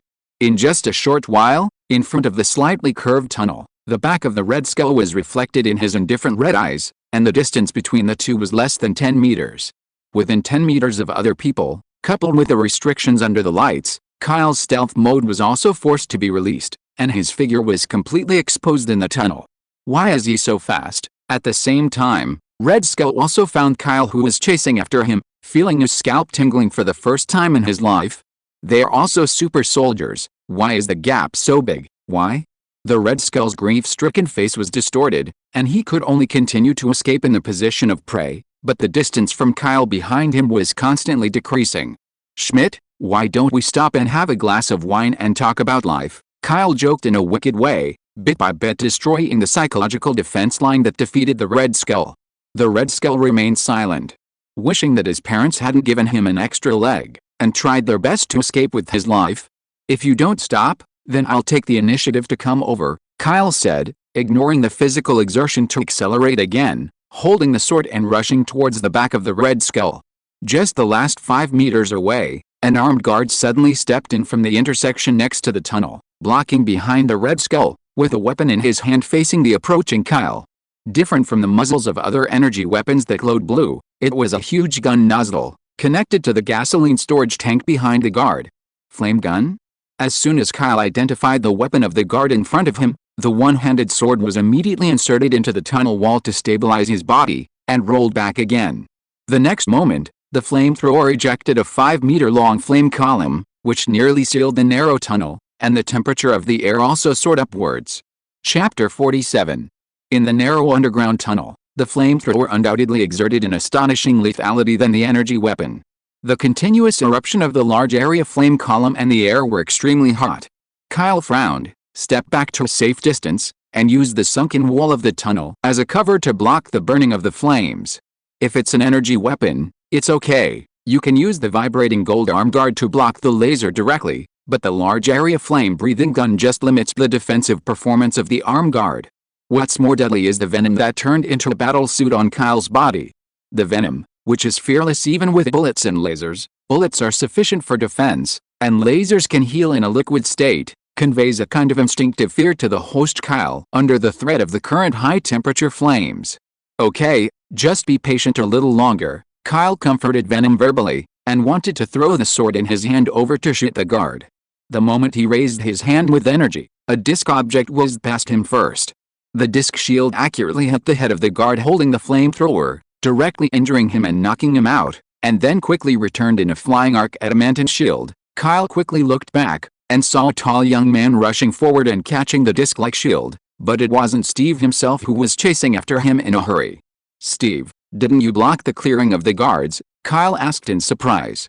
Steve replied firmly, "The guards will naturally be cleaned by soldiers, so why can Schmidt let you deal with it alone? Whatever you want, then we will compare this time. Who'll take down the leader of Hydra first?" Before Kyle finished speaking, he rushed towards the end of the tunnel one step ahead. "No problem." "Wow, don't you can't play tricks," Steve called out, keeping up with Kyle's pace without slowing down. The two quickly passed the last section of the underground tunnel, one behind the other. Coming out of the tunnel, they saw a wide underground base square and hundreds of armed guards holding energy weapons. "It's really troublesome." Kyle raised the long sword coldly, and Steve also raised the shield resolutely. The two who fought side by side had no fear in the face of 100 guards, but if they were delayed for too much time, the Hydra leader, Red Skull, would run away. Boom, boom, boom. At this moment, a large number of American soldiers with rifles poured in from the underground tunnels in different directions of the underground plaza. When they saw the armed guards, they quickly launched a shooting attack. One of the troops was headed by Fury, who was wearing a left eye patch. He rushed to the front of the team and waved to Kyle with a smile. "Kyle, do you need reinforcements?" Kyle breathed a sigh of relief, nodded and said, "It's just in time, and you are really reliable." As if hearing his words, the woman who just came out of the tunnel with the army on the other side snorted coldly. "Who isn't?" Steve looked at the glamorous woman and jokingly said, "Carter, you were almost late." "It's already late," Kyle corrected him, which made Carter's beautiful eyes stare over again. "Ha ha ha, is it just me?" It was only half a beat behind the crowd, and an unserious and familiar voice sounded from behind. As the lights continued to turn on, a car with a sense of craftsmanship drove over and stopped in front of Kyle and the others. Howard, who was in the driver's seat, waved to them in a gentlemanly manner. "You, the logistics of the Science and Strategy Department, have come here," and even drove Schmidt's car into the base. Kyle raised his eyebrows in surprise. Howard smiled and said, "This is the final battle of the European War. Of course I want to come. After all, we are a team. Us is the team." Kelton froze for a moment, looked around at Fury, Carter, and Steve, and finally the corners of his mouth could not help but curl up in a subtle arc. "Yes, I don't know when it started, they are already a team, an invincible combat elite team. Now is not the time to chat. Schmidt is going to fly away," Steve reminded suddenly, pointing his finger at the end of the underground plaza. There, a large transport fighter plane was slowly starting up, speeding up and gliding towards the exit outside the base. Without even thinking about it, the Red Skull was on it. Howard said quickly, "Get in the car, I'll take the two of you there." Without hesitation, Kyle and Steve jumped into the car one by one from left to right. Howard stepped on the accelerator to the bottom. With the roar of the engine, the speed of the car soared towards the large fighter plane. "We must win." Carter clenched his fists with a little worry, and watched the backs of the two until the car disappeared at the end of the underground plaza. On the plane passageway in the underground square of the base, the hang glider on both sides is 30 meters long, and the wide and long transport fighter is gliding faster and faster. Not far behind it, a car with 3 people is chasing at full speed. The plane is about to take off. "We can't catch up at this speed." Steve frowned and looked at the fighter plane ahead, anxious. Kyle was not worried at all. He glanced at Howard, who was still calm in the driver's seat, and urged, "Don't hide it. If there's any black technology device at the bottom of the box, use it quickly. This shows you again." "Unfortunately, I have refurbished this car once." Howard smiled, and pressed a button under the steering wheel, and the rear exhaust pipe of the car immediately burst into blue flames and powerful jets. The speed of the car, which already exceeded, kilometers per hour, soared more than 3 times, and the strong wind pressure made Kyle and Steve hold on to the car seats. The distance between the car and the transport fighter plane kept getting closer, and there was still a distance of about 10 meters. The area in front suddenly lit up with daylight, and the wheels of the transport fighter plane began to lift off the ground. The plane is about to take off. Steve, send me up first, Kyle spoke and stood up from the high-speed car. Steve seemed to know what he was thinking, squatting slightly on the car seat, and raised the shield with both hands. Up, Kyle took a deep breath, stepped on the round shield, and jumped forward with all his strength. Steve also pushes the shield forward, adding boost in a jump. Whoosh! Kyle jumped high and quickly crossed the 10-meter mid-air. When he was still a little away from the fuselage of the fighter, the long sword held in his left hand was suddenly stuck on the wheel frame of the fighter as a fixation. Kyle, Steve yelled, and then jumped over. Kyle reached out his right hand in time to grab his arm. And they pulled together to take off with the transport fighter base airstrip. Howard stopped the speeding car in front of the cliff. He looked at the transport fighter plane flying into the sky, and the 2 people standing on the wheels under it said softly, "I hope you will succeed in this battle. When we come back, we will have fun together again. Raise your glass. The important thing is, you must come back." Chapter 48 Sky Hunting. In the sky above the Alps, facing the strong sunlight at noon, the huge transport fighter plane hummed and kept raising its altitude, and soon broke through the clouds and came above 1,000 meters. It starts across the Atlantic Ocean in the direction of New York City. At this time, the rear wheels of the transport fighter. Kyle held the sodium carbon steel sword nailed to the wheel frame with one hand, and held Steve tightly with the other hand, and the two were connected together like this, suspended in the air under the fighter plane. "Kyle, are you okay?" Steve yelled. Under the huge wind pressure at high altitude, it was difficult to hear each other's voices. Okay, but you should also lose weight," Kyle complained, throwing Steve onto the upper frame with one hand, and after Steve grasped the frame, he only then did he put his feet on the wheels. The soles of their feet went down to the sky that was still climbing, and it was frightening to watch. "I know the basic structure of this transport fighter, follow me." Steve waved his hand and took the lead in climbing up. Kyle used the sodium carbon steel sword to continuously insert the frame wall as a support point to ensure safety, and those in the rear followed and climbed up. As super soldiers, both of them are very strong and extraordinary, and they kept going up from the wheels of the transport fighter plane in flight without any risk. After a while, he climbed to the rear bilge of the fuselage, opened the safety passage door from the bottom, and completely entered the interior of the transport fighter. The rear cabin of the transport fighter plane is spacious, and it is full of high-tech equipment at a glance, and the dim lights maintain sufficient visibility. "Kyle, look quickly." Steve seemed to have noticed something. His resolute face became solemn, and he gestured towards a place in the rear compartment of the transport fighter in a low voice. Kyle followed his gaze, and saw 2 strange-looking single-person planes parked in the rear cabin of the transport fighter. The volume is smaller than the normal one-man combat aircraft. It has a flat oval shape and is painted with dark green paint. The strange thing is that it is not equipped with any obvious ammunition muzzles. Only the lower half of the fuselage is larger than the upper half. It's 3 times bigger. There is no need to guess anything, as the identification information of the item card will soon surface. Nuclear explosion plane, a single-person carrier aircraft with a nuclear explosive energy bomb. The power of its nuclear explosion can easily destroy a large city. Blue rare item card. Current status, unable to extract for single-use items. Kyle's heart was shocked, and he finally knew why the Red Skull was confident enough to level the entire West Coast territory of the United States. These are 2 nuclear-bombed planes. Let it break into the national territory, even a superpower with strong military power cannot bear it. "Steve, find the rear cabin device of the transport fighter plane, and drop these 2 planes directly into the sea," Kyle said decisively, and estimated that at this point in time, the transport fighter plane had also flown over the Atlantic Ocean. If this allows the Red Skull to successfully transport a nuclear explosion plane to New York, the consequences will be unimaginable. Steve also understood this and nodded in agreement. At this moment, a group of armed guards from the Hydra organization trotted to the rear cabin of the fighter plane. "Have you been discovered?" Kyle raised his eyes coldly, and greeted them with a sodium carbon steel sword in his hand. urging him verbally, "Hurry up, I'll stop them, enemy attack.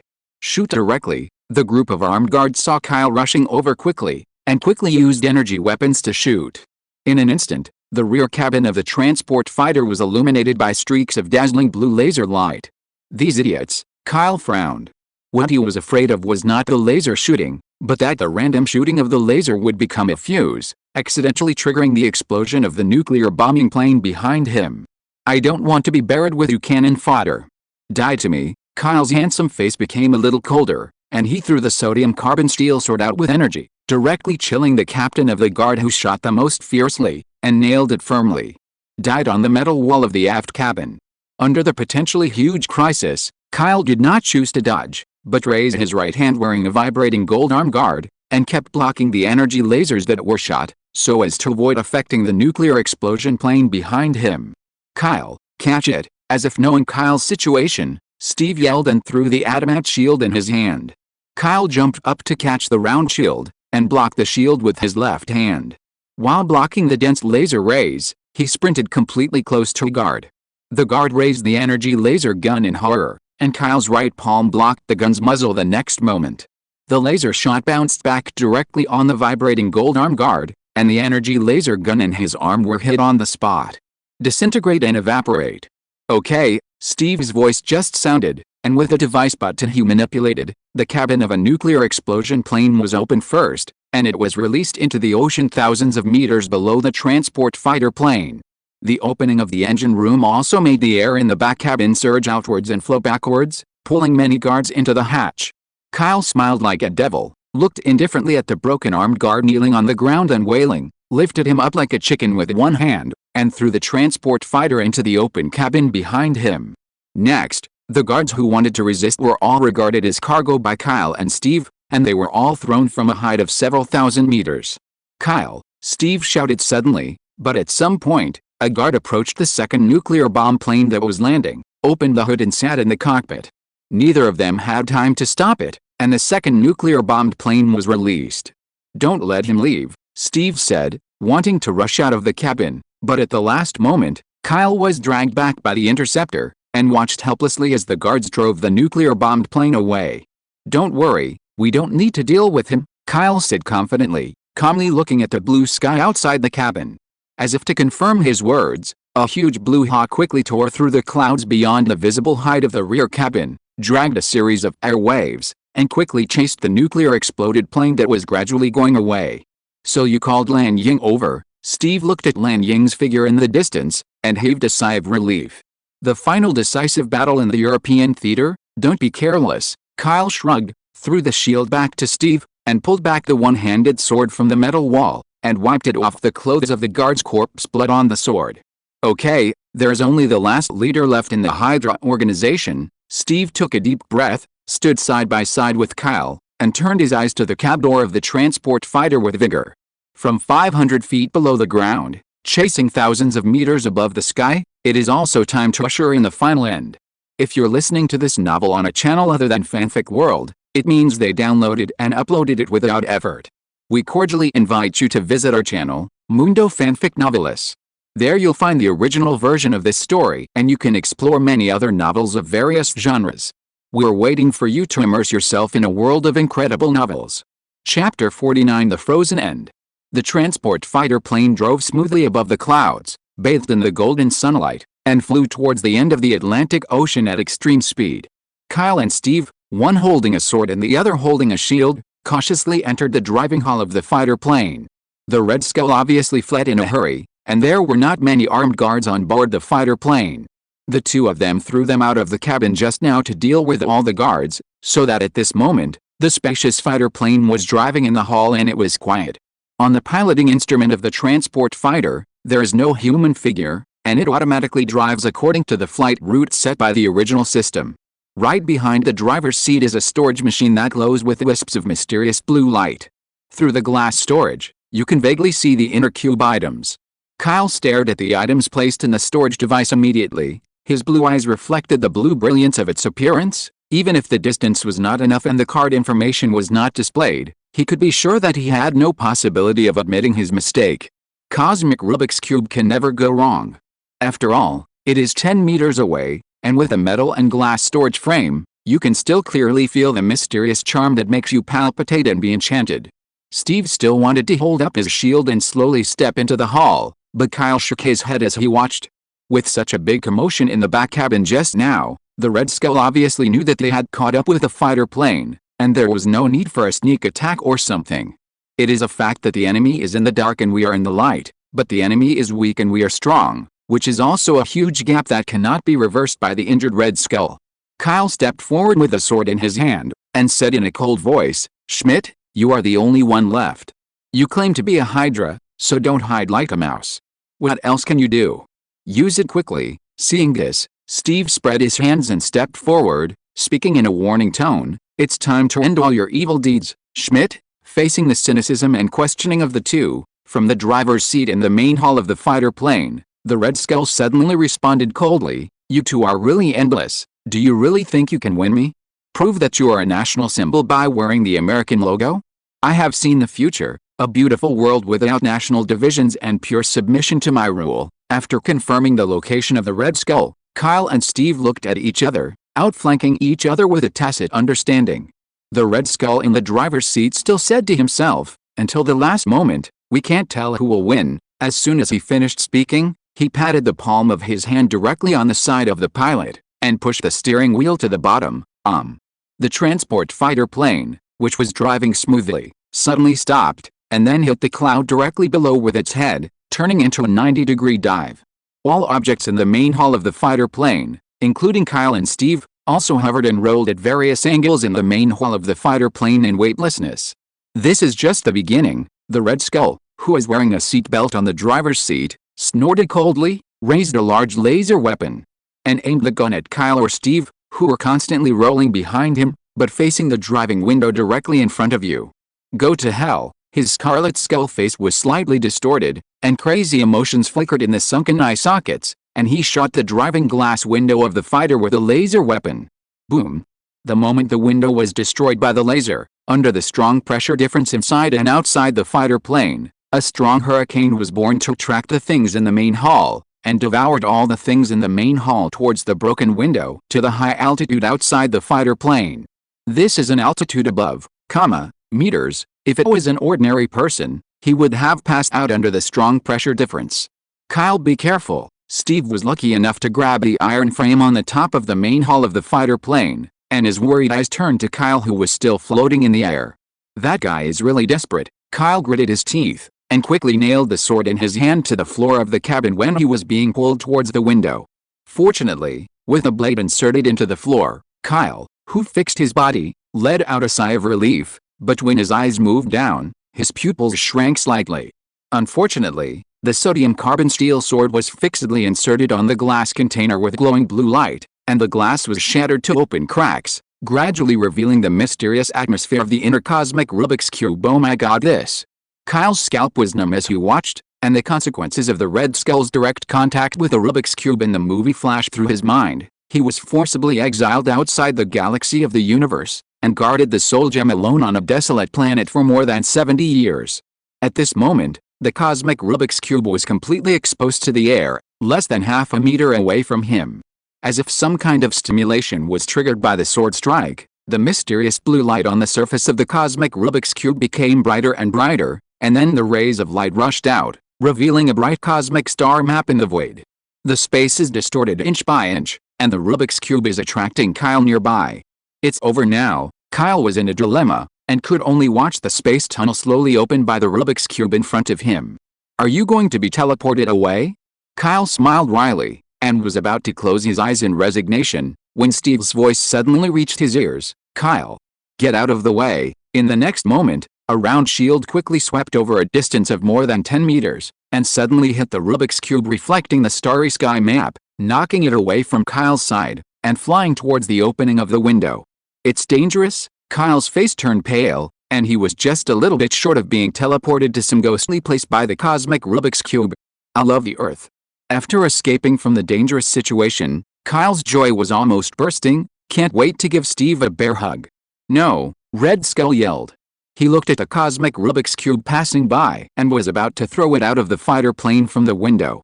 He seemed to be in a daze, and hurriedly reached out to grab the cosmic Rubik's Cube. The starry sky map that was about to dim continued to shine, and a beam of rainbow light blasted from the sky on Red Skull's body, submerging and evaporating his figure. The cosmic Rubik's Cube completed this simple space manipulation, and continued to throw the fighter plane down to the sea.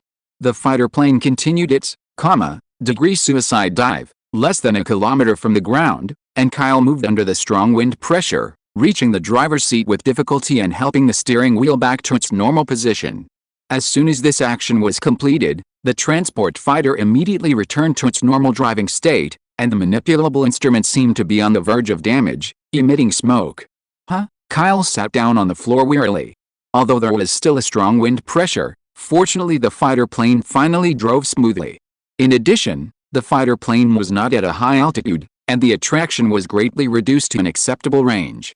"It's okay," Steve smiled, got down from the roof of the hall, came to the driver's seat, fastened his seatbelt and sat down. Kyle waved his hand and said, "It's okay. Hurry up and contact the base and let them arrange for the fighter to land." "Okay." Steve nodded, sat in the driver's seat and began to operate the instrument. After a while, as if he had discovered something, his relaxed face gradually turned serious. "What's the matter?" Kyle noticed the strange expression on Steve's face, so he couldn't help standing up and asking. Steve took a deep breath and said grimly, "The situation is not good. The autopilot cannot be disengaged, and a large number of functions of the manual pilot have been damaged and scrapped. This fighter plane is still heading towards its original location in New York." When Kyle heard this, he also realized the potential huge crisis, and said in a deep voice, "Don't worry, let me think of a way." "There's no time." Steve shook his head, clenched his fists quietly, as if he had made some difficult decision in life, and said with a relieved smile, "Kyle, go to the back cabin and prepare the parachute." "What do you mean?" Kyle was slightly taken aback. Steve said firmly, "I'm going to sink this plane into the ocean, so prepare to jump with a parachute. Don't worry, there must be other solutions. Besides, even if it is the one who will stay on the plane in the end, I will." Before Kyle finished speaking, he was quickly interrupted by Steve. "Okay, let me do this." Steve held the pilot firmly with both hands. His young and handsome face was full of determination, and he smiled and said, "Kyle, you don't know. I've been chasing you, from the training base to the later competitions and battlefields. I can only look at your back, while constantly chasing desperately, while constantly accepting the opportunities you give up. Since I have declared myself Captain America, let me surpass you this time and lead the way in front of you." Speaking of this, Steve seems to have returned to the young man who was weak in body but unyielding in his will.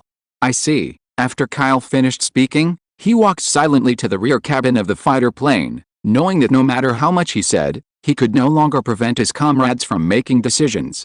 Because the other party is not only the best comrade in arms, but also his brother, but also the Captain America of this world. Even if he encounters 1,100 times of crisis, he will still rush to the front with a firm face, willing to sacrifice himself and defend everything he wants to protect. "By the way, Carter will ask you to take care of it," Steve did not forget to remind. "Who'll help you take care of your girlfriend?" "I will wait for you at the base." Kyle turned around and cursed. "I really like Carter, but she's not my girlfriend." Steve shook his head and said courageously, "Carter, the person she likes has always been you. Don't make international jokes. How could she like me? Are you afraid you misunderstood me?" Kyle was a little confused. What happened? But he hadn't intended to tease me a few times. "Then take it as a joke." Steve shrugged, and said, "Next Friday at 8 o'clock in the evening, I asked her to go to the TUO Bird Club. If I don't make it by then, you can go for me, don't worry. I'll book the venue for you and ask her to dance when you come back." Kyle waved his hand and left from the main hall of the cabin. Steve's voice was still faintly heard behind him. "Brother, I leave everything to you." 15 seconds later, a figure jumped down from the high altitude of the rear cabin of the fighter plane, opened the parachute after reaching a height of 15 meters, and slowly suspended and landed towards the blue sea. Kyle, under the parachute, looked up at the end of the sky in a daze, where there was a plane that was constantly moving away, and soon disappeared on the other side of the cloud. "Steve, it doesn't matter how it turns out, or how long it takes. I believe that one day, we will meet again." 3,000 plus words, ending a small chapter. The appearance of Kyle will change people and things in the Marvel world. This change is obvious, Just like the butterfly effect, future chapters will be even more exciting. Book friends who like this book, please recommend tickets, favorites, and rewards for support. The book review area also needs some long reviews. Chapter 50, Kyle and number 039, S. Whereabouts. Early 1944. The Hydra organization that ravaged and endangered the European region was encircled and wiped out. The founder of the organization, Schmidt, was sanctioned by Kyle and Steve and was judged dead on the spot. The news of this important battle report was sent back to the mainland of the United States, which immediately triggered a grand national carnival. Countless soldiers from hospitals or returning to the base from the battlefield gathered together to toast happily. Cheers to victory. Cheers to Major Kyle and Captain Steve. Cheers to the heroes. I hope the world will usher in peace soon. Such cheering words resounded all night in countless bars in big cities. In the same month, the German army, which lost its manufacturing plant, was seriously injured and retreated from the front line on a large scale. This also became a microcosm of Germany's surrender soon after. However, under the festive atmosphere of the great victory in the Western European War, the two protagonists, Kyle and Steve, are like the end of the fireworks of the battle, gone forever. Although Lieutenant Steve finally got in touch with a U.S. military base with a communicator from the enemy's out-of-control fighter plane, but the signal was quickly disconnected, leaving only intermittent, sink the out-of-control fighter plane into the Atlantic Ocean, we cannot let it enter New York notification message. As for Major Kyle, like following the out-of-control fighter plane, there was no news of his complete disappearance. After half a month, on the sea somewhere in the Atlantic Ocean, the warm sunshine in the early morning fell down, coating the blue waves and waves with layers of shiny golden edges.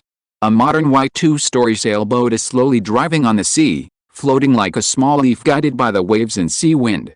On the first floor of the white sailing boat, a blond young man wearing sunglasses is lazily lying on a sun lounger, with his hands resting on the back of his head, looking extraordinarily casual and at ease. He was only wearing a pair of beach pants, and his bare upper body was like a perfect abdominal muscle forged by steel crafts, allowing the sun to bathe his strong and perfect body. Next to the sun lounger, on the round table with a small parasol, a creature in the shape of a black liquid was moving around, as if it was extremely disgusted by the hot weather. It's been a long time since I've relaxed like this, Kyle, who was lying on the sun lounger, couldn't help expressing emotion. Ever since he was reborn into the Marvel world during World War II, months of continuous wars have ensued. Even with the extraordinary physique of a super soldier, the body must be in a state of high vigilance at all times. Maybe a single energy laser, high explosive grenade, sniper bombardment, or even indiscriminate carpet bombing from a bomber could send him directly to the sky. In the harsh environment of the long-term war, even if Kyle is resting and entering a deep sleep, suddenly someone approaches the bed. Even if he is not awake, his body will respond instinctively to subdue him. Fury and Steve, and even Carter have suffered such losses. Think about it this way. Wouldn't it be better to follow Brandt's suggestion and return to New York as an ordinary citizen after being discharged from the military? This thought just flashed through his mind quickly, and Kyle didn't continue to think deeply. With the ability to draw cards, even he would look down on himself if he was really cowardly and huddled in a seemingly safe city. Instead of worrying about potential future crises all your life, you might as well take the initiative to take the risky path where opportunities and dangers coexist. Continuously strengthen your own strength, improve your status and reputation, until you are fearless in the face of any enemy. If you didn't join the frontline war, where did you get so many free supplies? And if you didn't fight side by side with Steve, how did you get the super soldier ability?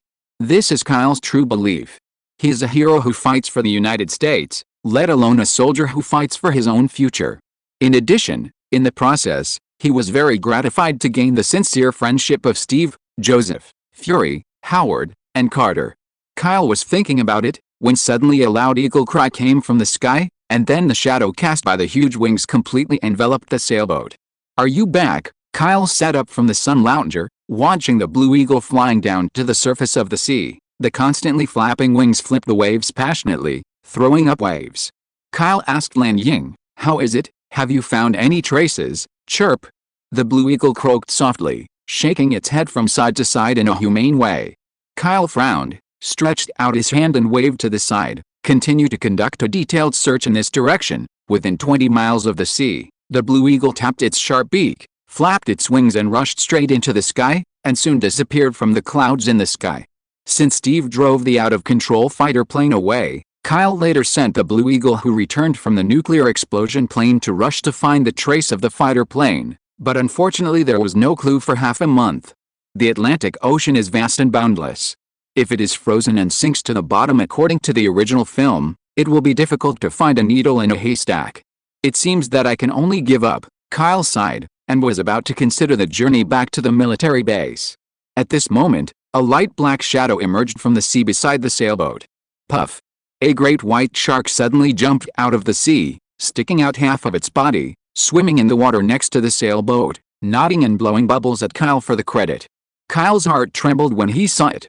Looking at the great white shark nearby, he raised his voice and asked in confirmation, "Did you really find that thing?" The great white shark continued to jump out of the sea and slap the water as a statement. "Venom, go with Zyosha and fish that thing up." Kyle thought for a moment, then turned his gaze to Venom lazily on the table. Galulu, the Venom turned into countless black threads and bounced off the table a little bit uninterestedly. It really has no conjoined interest in sharks, animals with weak IQ and low IQ, but since it was the order issued by Kyle, naturally it can only obey directly. The great white shark, which was entwined with strips of black silk liquid in the sea, soon covered its entire body, as if it had an extra layer of hard dark cuticle, and even the great white shark's pupils turned red, and its mouth opened. The teeth became more and more hideous. The venom is attached to the great white shark, so it is natural to use it as the dominant body. Go and come back quickly.